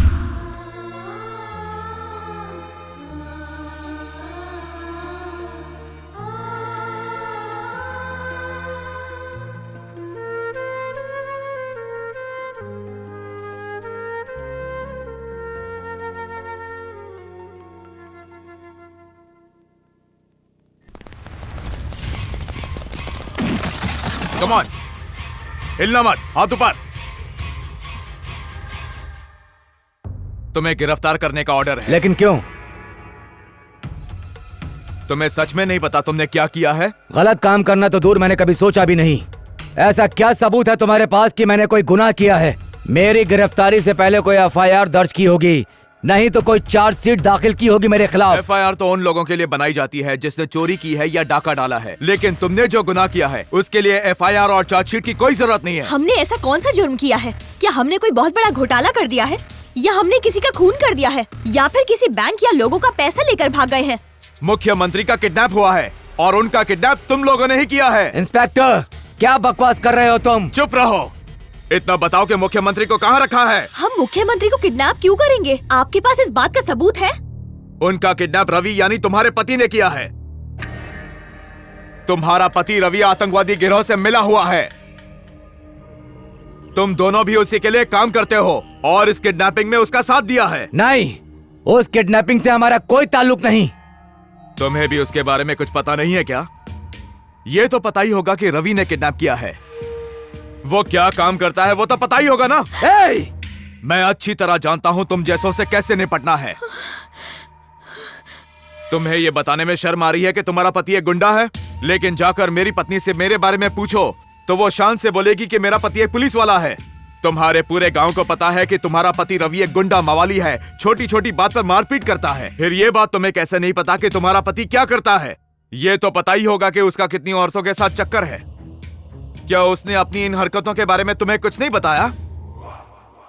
या फिर अब भी यही कहोगी कि तुम्हें इसके बारे में कुछ नहीं पता? नहीं पता। तुम्हें जो पूछना है मुझसे पूछो। अगर इतनी दया आ रही है तो सब कुछ सच सच क्यों नहीं बता देते? आज मुख्यमंत्री जी का किडनैप हुआ तो सिर्फ तुम्हारी वजह से।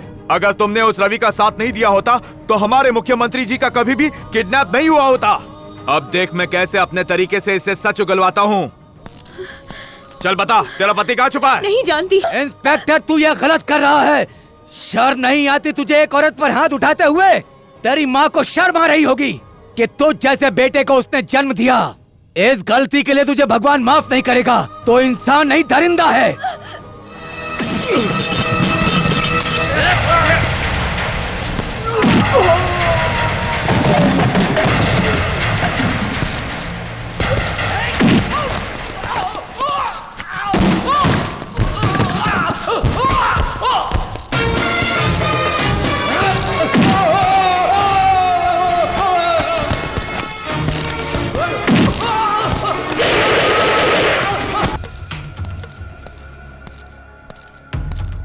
पुलिस पे हाथ उठाता है मतलब तो सच में आतंकवादी है। ये हाथ कारगिल में नहीं कटा है, बल्कि देश की इंफॉर्मेशन दुश्मनों को देने के लिए आर्मी वालों ने ही तुझे सबक सिखाने के लिए हाथ काट दिया होगा।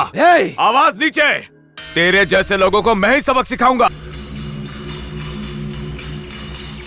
किस संगठन से हो तुम? इस संगठन से हूँ, ये जानना तेरे लिए जरूरी नहीं। तो फिर मुझसे क्या चाहते हो ये बताओ। मैं बस चाहता हूँ कि तू इस पर साइन कर दे। इस पर लिखो कि तुम सीएम पद से इस्तीफा दे रहे हो। क्या बकवास कर रहे हो तुम? मैं क्यों इस्तीफा दूं? और किस लिए? मेरे लिए इस्तीफा दो, क्योंकि ना तुमने मेरे गांव में पानी दिया ना बिजली। तुम्हारी वजह से मेरे गांव में आज तक सड़क नहीं बनी। और मैं जानता हूँ तुमने ये सब क्यों किया, क्योंकि तुम्हें मेरे बाप जी से नफरत है। बाप जी कोई गुंडा है? जबान संभाल। मेरे बाप जी के खिलाफ एक शब्द कहा तो छोड़ूंगा नहीं। वो तुम्हारी पार्टी में विधायक है और तुम जानते नहीं। मेरे बाप जी की इतनी कोशिशों के बावजूद भी तुमने हमारे गांव के लिए एक पैसा नहीं दिया। ऐसा तुमसे किसने कहा? मेरे बाप जी ने। इसका मतलब उसी ने मेरा किडनैप करवाया? उन्होंने कुछ नहीं किया, तुम बस साइन करो। बेवकूफ, तुम्हारा बाप जी एक बुरा आदमी है। विकास के नाम पर वो लोगों का करोड़ों रुपया खा चुका है। बहुत हुआ। एक और शब्द कहा तो मैं तुम्हें काट कर रख दूंगा। मेरे बाप जी मेरे लिए सब कुछ है। मुझ पर विश्वास नहीं तो पूरे गांव से पूछो, वो भी तुमसे यही कहेंगे। उसकी बातों ने तुम्हारी आंखों पर पट्टी बांध दी है। कौन सी बात सही है और कौन सी बात गलत है उसमें फर्क नहीं कर पा रहे हो। लेकिन तुम तो अपराधी हो, तुम क्या समझोगे मेरी बात? हमारे मंत्रिमंडल में जितने भी अपराधी मेंबर्स के रिकॉर्ड्स थे उन्हें मैंने उजागर किया है। उस बाबूराव का साथ छोड़ दो, उसने कभी कोई अच्छा काम नहीं किया। वो तुम्हें भी बर्बाद कर देगा। मुझे तुम्हारी बकवास सुनने में कोई दिलचस्पी नहीं है। चुपचाप साइन करो, वरना अगर मैं इस पर साइन कर दूं तो क्या गारंटी है कि वो तुम्हारा काम कर देंगे? गारंटी है कि वो करेंगे। मेरे गांव को स्वर्ग बना देंगे।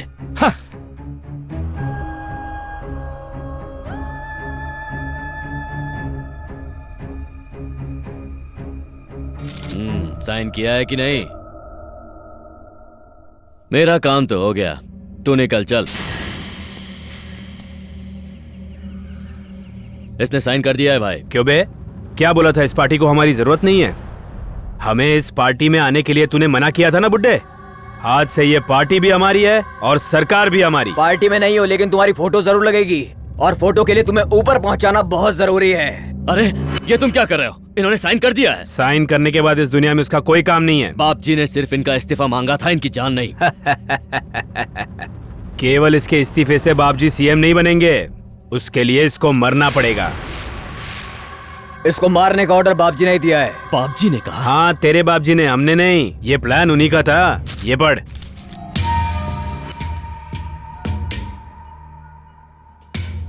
तू और तेरा पूरा परिवार सब नक्सलवादी बन गए। तुमने मुख्यमंत्री को मारा है और इसीलिए पुलिस ने उन दोनों को गिरफ्तार कर लिया है। क्यों विश्वास नहीं होता ना कि तेरे बाप जी ने तेरे साथ ये किया? बाप जी किसी का सगा नहीं है। वो सांप से ज्यादा जहरीला और शेर से ज्यादा खतरनाक है, और तू तो उसके टुकड़ों पे पलने वाला गुलाम था। रवि, तुझे मालूम है बाप जी ने हमें यहाँ किस लिए भेजा है? उन्होंने तुम्हारा भरपूर इस्तेमाल किया है। मुख्यमंत्री को किडनैप करने के लिए पुलिस तेरा कभी भी इनकाउंटर कर सकती है। तेरी पत्नी और उसके भाई दोनों ने गुनाह कबूल कर लिया है कि ये सब उन दोनों ने ही किया है। अब तुम दोनों नहीं बच सकते हो।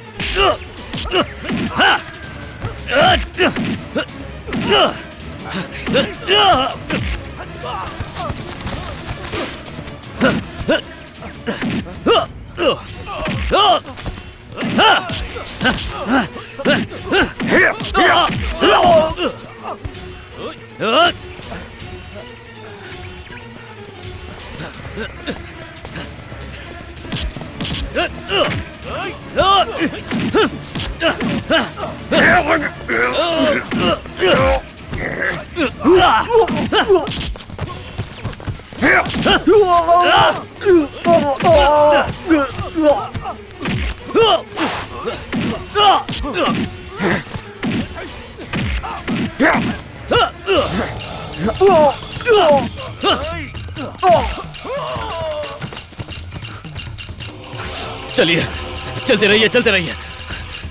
हाँ, संभल कर।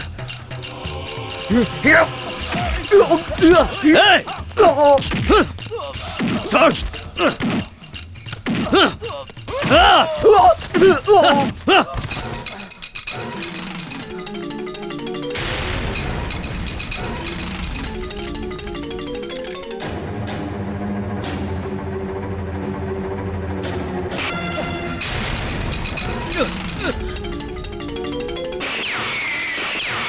चलिए, वहां चलिए।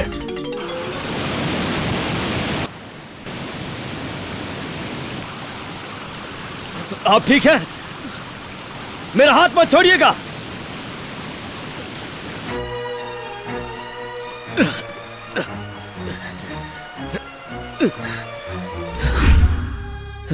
उठिए, आंखें खोलिए। सुनिए मंत्री जी, मुझसे गलती हो गई। मैं आपको गलत समझ बैठा। मैंने बाप जी पर विश्वास किया और उसने मेरे साथ विश्वासघात किया। वो इतना बड़ा राक्षस है, मैं नहीं जानता था वो मेरे साथ ऐसा करेगा। मैं सोच नहीं सकता था। इतने सालों तक मैं उसका सारा गलत काम करता रहा, लेकिन आज मुझे समझ आया मेरा बाप जी वैसा नहीं है जैसा मैंने सोचा था। मंत्री जी, नहीं, आपको कुछ नहीं होगा। मैं हूं ना यहाँ आपके साथ। ये जो कुछ भी हुआ है मेरी वजह से हुआ है और इस गलती को भी मैं ही सुधारूंगा। हमारे लोगों को आपकी जरूरत है मंत्री जी। आपको उनके लिए जीना ही होगा। आपको कुछ नहीं हो सकता, कुछ नहीं होगा आपको। मैं आपको बचाऊंगा। अभी अभी खबर मिली है कि अपहरणकर्ता रवि ने मुख्यमंत्री की गोली मारकर हत्या कर दी है। 2 सामाजिक कार्यकर्ता रवि से बात करने के लिए उनके पास भी गए थे, लेकिन उनकी बात सुने बिना मुख्यमंत्री की लाश को लेकर वो फरार हो गया। अभी तक ये साफ नहीं हो पाया है कि उसने आखिर मुख्यमंत्री की हत्या क्यों की। ये सब झूठ है। अपहरणकर्ता ये सब बिल्कुल झूठ है। भी हमारे पास आ गई है। पुलिस ने ये फोटो हर चौराहे पे लगा दी है। जिस व्यक्ति को भी तुम वो आतंकवादी हो ना? मैं आतंकवादी नहीं हूँ डॉक्टर, मुझे आपकी मदद चाहिए। मुख्यमंत्री जिंदा है। क्या? मैं सच कह रहा हूँ सर, उन्हें गोली लगी है, उनकी जान खतरे में है। मेरे साथ चलिए, अगर आप मेरे साथ चलेंगे तो वो बच जाएंगे। प्लीज डॉक्टर चलिए। डॉक्टर हमारे पास ज्यादा वक्त नहीं है, प्लीज जल्दी चलिए। चलिए। अभी कहाँ है वो? मैं आपको लेके चलता हूँ, आइए। ओके, तुम यहीं रुको, मैं अंदर से बैग लेके। ठीक है डॉक्टर।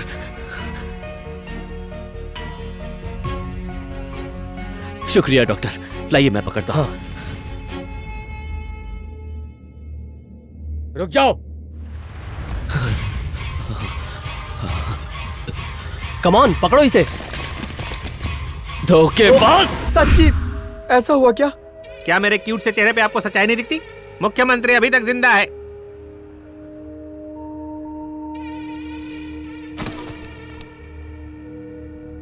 विश्वास नहीं होता तो इनके चेहरे देखो। इस हीरो का चेहरा देखो, इस राक्षस का चेहरा देखो। इन दोनों को आपने एक छोटा सा काम दिया था, वो भी इनसे ठीक से नहीं हुआ। इन्हें तो मैं तलवार से काटूंगा। अरे मैं तुम्हारी बात नहीं कर रहा हूँ, जरा दूर रहो। हाँ, ये भी कोई बात होती है? ये तो कितने पुराने वफादार हैं, हमेशा आपकी सेवा करते हैं। क्यों, सही कहा ना? ठीक है।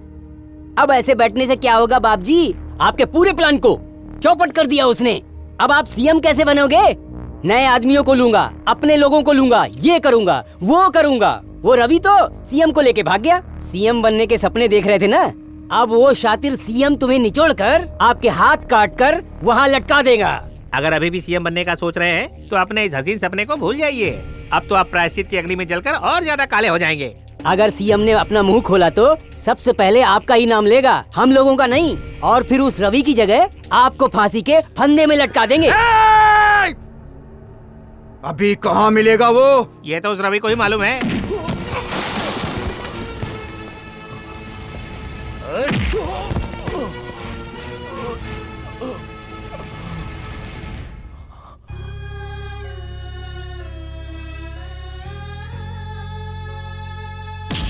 ए, मुख्यमंत्री कहाँ है? चल बता। देखिए, मैं आतंकवादी नहीं हूँ, मैंने मुख्यमंत्री को नहीं मारा। तो फिर मुख्यमंत्री का किडनैप क्यों किया? मैंने उन्हें किडनैप किया था, लेकिन मैंने मारा नहीं। मुझसे झूठ बोलेगा? चल बता। अगर मुख्यमंत्री इस्तीफा दे देते तो मुझे सैंक्शन पेपर मिल जाता, ऐसा बाप जी ने मुझसे कहा था, इसीलिए मैंने ये किया। मुख्यमंत्री जी को कहाँ छुपाया है? चल बता, बोल, जल्दी बोल। मैं कोर्ट में सबसे कह दूंगा कि मैंने ये सब अकेले किया है, मैंने उन्हें गुंडों से बचाया था। मेरा विश्वास कीजिए, मैंने कुछ नहीं किया। अगर तूने उनको बचाया है तो बता कहाँ है वो, बता। तुम सब बाप जी से मिले हुए हो, अगर मैंने बता दिया तो तुम उन्हें मार दोगे। मारो इसको, मारो इसे। ए, रुक जाओ।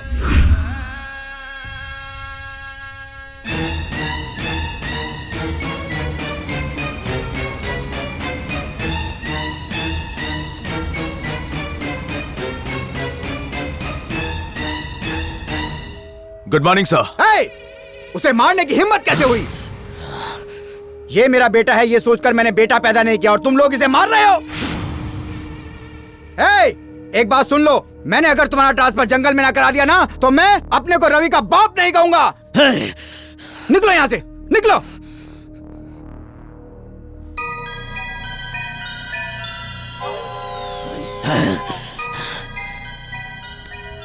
तुम्हें परेशान होने की जरूरत नहीं है, मैं तुम्हारे लिए तो आया हूँ। मैं मीडिया में जाकर बोल दूंगा तुमने कुछ भी नहीं किया, तुम बिल्कुल बेकसूर हो। हाँ, अरे रे रे रे, इन लोगों ने मेरे बेटे को मार के क्या हाल बना दिया। इनकी तुम्हें मुख्यमंत्री को कहाँ छिपाया है? बताओ ना बेटा, कहाँ छिपाया है उसे?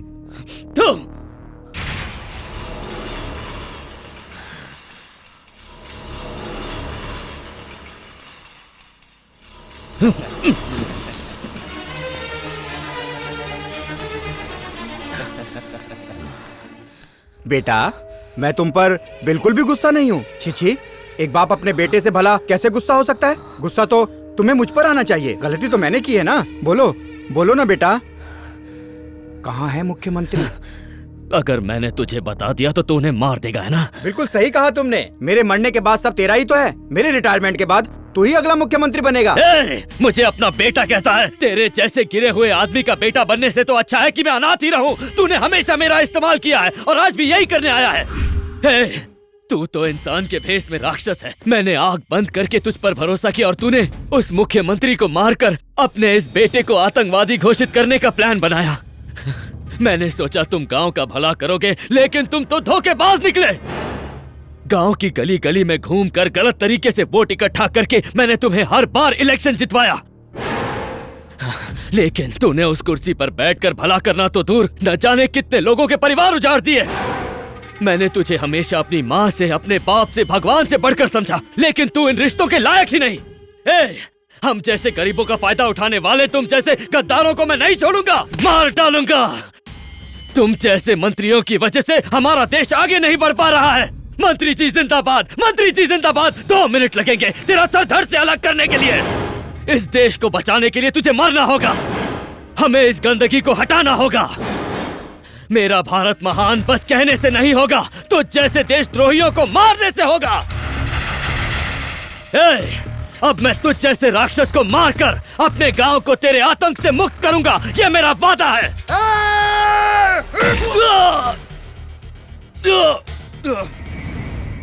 पूरी जिंदगी तू मेरे ही टुकड़ों पर पलता रहा और आज तू मुझे ही धमकी दे रहा है। नहीं छोड़ूंगा तुझे, जान से मार दूंगा। जल्दी बता, कहाँ है मुख्यमंत्री? मैं तुझे बता दूंगा मुख्यमंत्री कहाँ है। तूने सोच भी कैसे लिया? जब तक मुझ में जान है, जब तक मेरी सांसें चल रही है, मैं उन्हें बचाऊंगा। अगर तुझ में दम है तो मुझे रोक के दिखा।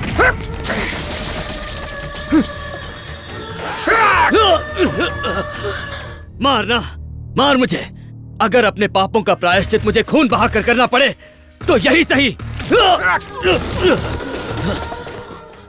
मार और मार, मेरे साथ यही होना चाहिए। तो जैसे राक्षस का साथ देने की यही सजा मिलनी चाहिए। मार मार। मैं इसे गोली मार दूंगा। अब बता कहाँ है वो, बोल। गोली मारेगा तो चला चला गोली। मुख्यमंत्री को कहाँ छुपाया है? नहीं बताऊंगा। बताएगा कि नहीं? बोला ना, नहीं बताऊंगा।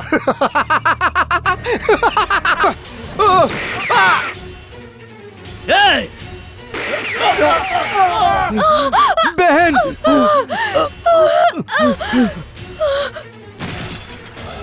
तुमने ऐसा क्यों किया? ये क्या हुआ? चलिए इसे हॉस्पिटल ले चलते हैं। ये सब मेरी वजह से हुआ है। ना मैं सीएम को किडनैप करता और ना ये सब होता। कैसे भी करके सीएम सर को बचा लो। उनका जिंदा रहना बहुत जरूरी है, तभी तुम बच सकते हो। मुझे कुछ नहीं होगा, तुम्हें भी कुछ नहीं होगा। भैया गाड़ी थोड़ा तेज चलाइए। तुम मेरी परवाह मत करो, तुम सबसे पहले जाके सीएम सर को बचाओ, क्योंकि बाप जी उन्हें मारने की सोच रहा है। उससे पहले तुम्हें उन्हें जाके बचाना होगा। तुम उनके बारे में मत सोचो, उन्हें कुछ नहीं होगा, लेकिन पहले तुम्हें हॉस्पिटल ले जाना है। मेरी बात को समझो, तुम्हारे पास इतना समय नहीं है। जब मेरे भैया लड़ाई के लिए सरहद पर गए थे, तब मुझे विश्वास था कि वो अपनी जान की परवाह किए बिना वो अपने देश की रक्षा जरूर करेंगे। अगर वो लड़ते वक्त शहीद भी हो जाते तो भी मुझे इस बात का जरा भी दुख नहीं होता। सही कहा ना भैया? अगर मुझे कुछ हो गया तो मेरे भैया का जरूर ख्याल रखना।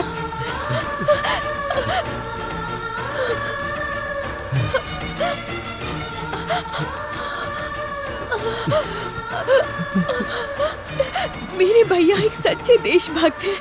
मुझे परवाह नहीं कि वो मेरा कितना ख्याल रखते हैं, लेकिन जब वो देश के लिए लड़ते हैं तो मुझे ज्यादा खुशी होती है। मैंने इनका कभी ख्याल नहीं रखा, लेकिन अब तुम इनका ध्यान रखना। मेरे सिवा मेरे भैया का कोई भी नहीं है। वादा करो तुम इनका ध्यान रखोगे। टीचर मैडम, तुम मुझे मेरे नाम से नहीं बुला सकते हो क्या? तुमने अब तक मुझे अपनी पत्नी नहीं माना। मैंने तुमसे जबरदस्ती शादी की, इसलिए तुम मुझसे गुस्सा हो ना? नहीं सिरिसा, ऐसा नहीं है। मैं तुमसे इस गांव में मैं एक सैनिक की बहन बन के आई थी, लेकिन अब लोग मुझे तुम्हारी पत्नी के रूप में जानते हैं। गांव का विकास करोगे ना? मैं ये करूंगा, मैं तुमसे वादा करता हूँ।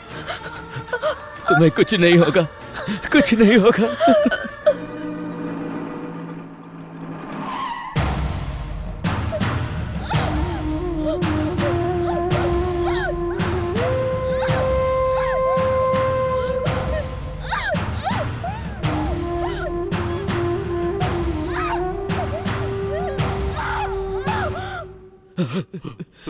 सिरिसा,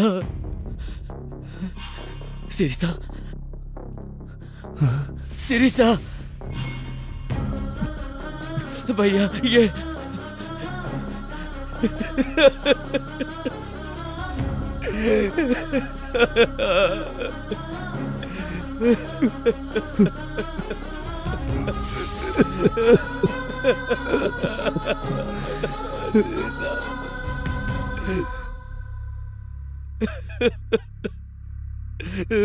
ए मिस्टर, सीएम को कहाँ छुपाया है? ए, बोलो, मैं तुमसे कुछ पूछ रहा हूँ।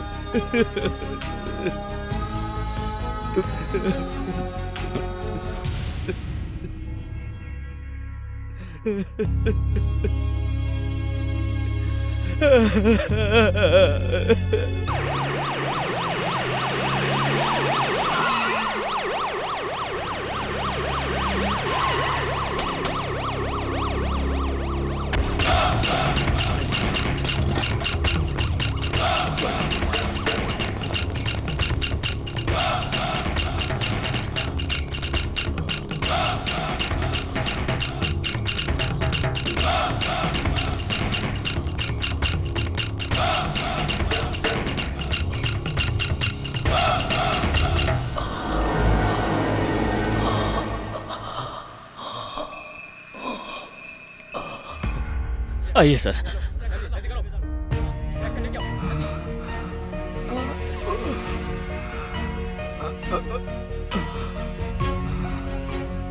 भाई जल्दी से ऑक्सीजन दो इन्हें।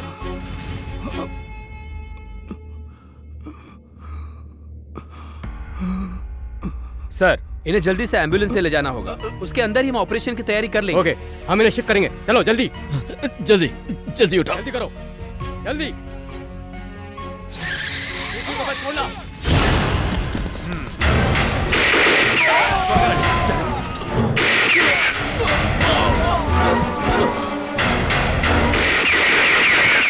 उन्हें लेकर जाओ।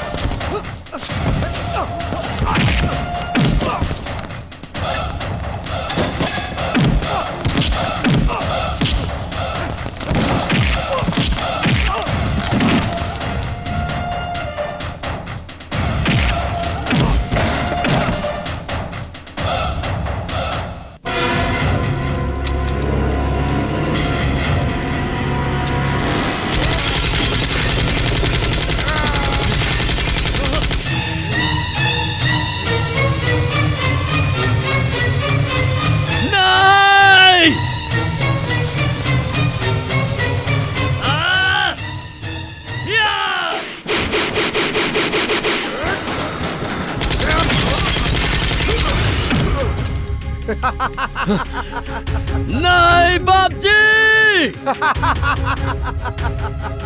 बापजी, मेरी बात सुनो, गोली मत चलाओ, रुक जाओ, गोली मत चलाओ।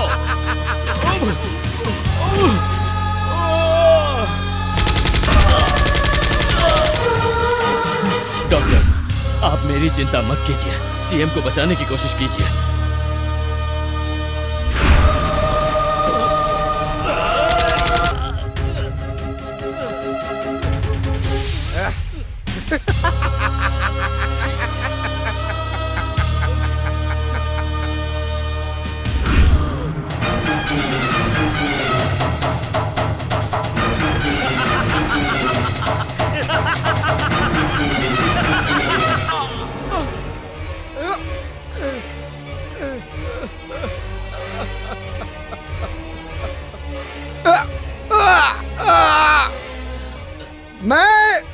मैं बाबूराव महेश्वर राव, इस प्रदेश का मुख्यमंत्री। रवि,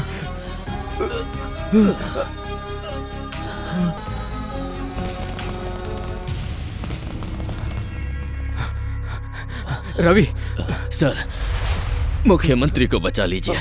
उनका बचना बहुत बहुत जरूरी है। मुझे छोड़ दीजिए, उन्हें बचाइए सर, प्लीज। ओके प्लीज उन्हें बचाइए। चलो जल्दी करो।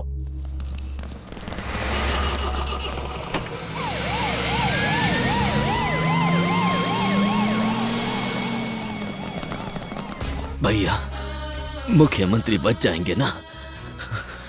वो बहुत अच्छे हैं, उन्हें बचना ही होगा। भैया, मुझसे गलती हो गई, मैंने उनका अपहरण किया, लेकिन आज उन्हें बचाकर मैंने अपनी गलती सुधार ली। भैया, मैंने गलती सुधार ली। मैंने गांव वालों से वादा किया था कि गांव में बिजली, पानी और सड़क बनवाऊंगा, लेकिन मैं ये नहीं कर पाया। भैया सुनिए, आप मुझसे एक वादा कीजिए कि आप मुख्यमंत्री से कहकर गांव में ये सब करवाएंगे। मैं उनको जरूर बोलूंगा। जिस गांव के लिए तुमने अपनी जान दे दी, जिस पानी के लिए तुमने वादा किया था, अब वो नहर के रूप में गांव में आएगी। जिस जगह के लिए तुम अपनी जान दे रहे हो, मैं तुमसे वादा करता हूं कि उस जगह पर अब हॉस्पिटल बनेगा। यह गांव अब रवि के नाम से जाना जाएगा और हर कोई गर्व से कहेगा कि यह हमारे रवि का गांव है, ताकि आने वाली पीढ़ी रवि को एक महान व्यक्ति के रूप में याद रखेगा। तुम्हारे जैसों को आर्मी में होना चाहिए, राजनीति में होना चाहिए, देश के हर कोने में होना चाहिए, ताकि हमारा देश तरक्की की राह पे चल सके।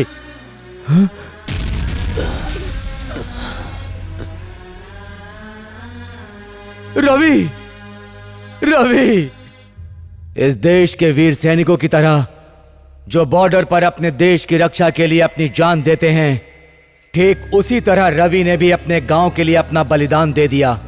मुख्यमंत्री ने जातिवाद खत्म कर सच्चे उम्मीदवारों को मंत्री पद के लिए चुना और उन्हें हिदायत दी कि वो जनता के बीच जाएं, उनकी समस्याओं को सुने और उन्हें दूर करें, ताकि वो भी रवि की तरह देश की तरक्की के बारे में सोचें और उसे दूर करें। किसी पार्टी का झंडा केवल पार्टी के लिए होता है। अगर देश की तरक्की चाहते हैं तो सभी लोगों को एक साथ मिलकर काम करना होगा, तभी इस देश की तरक्की होगी और देश का विकास होगा।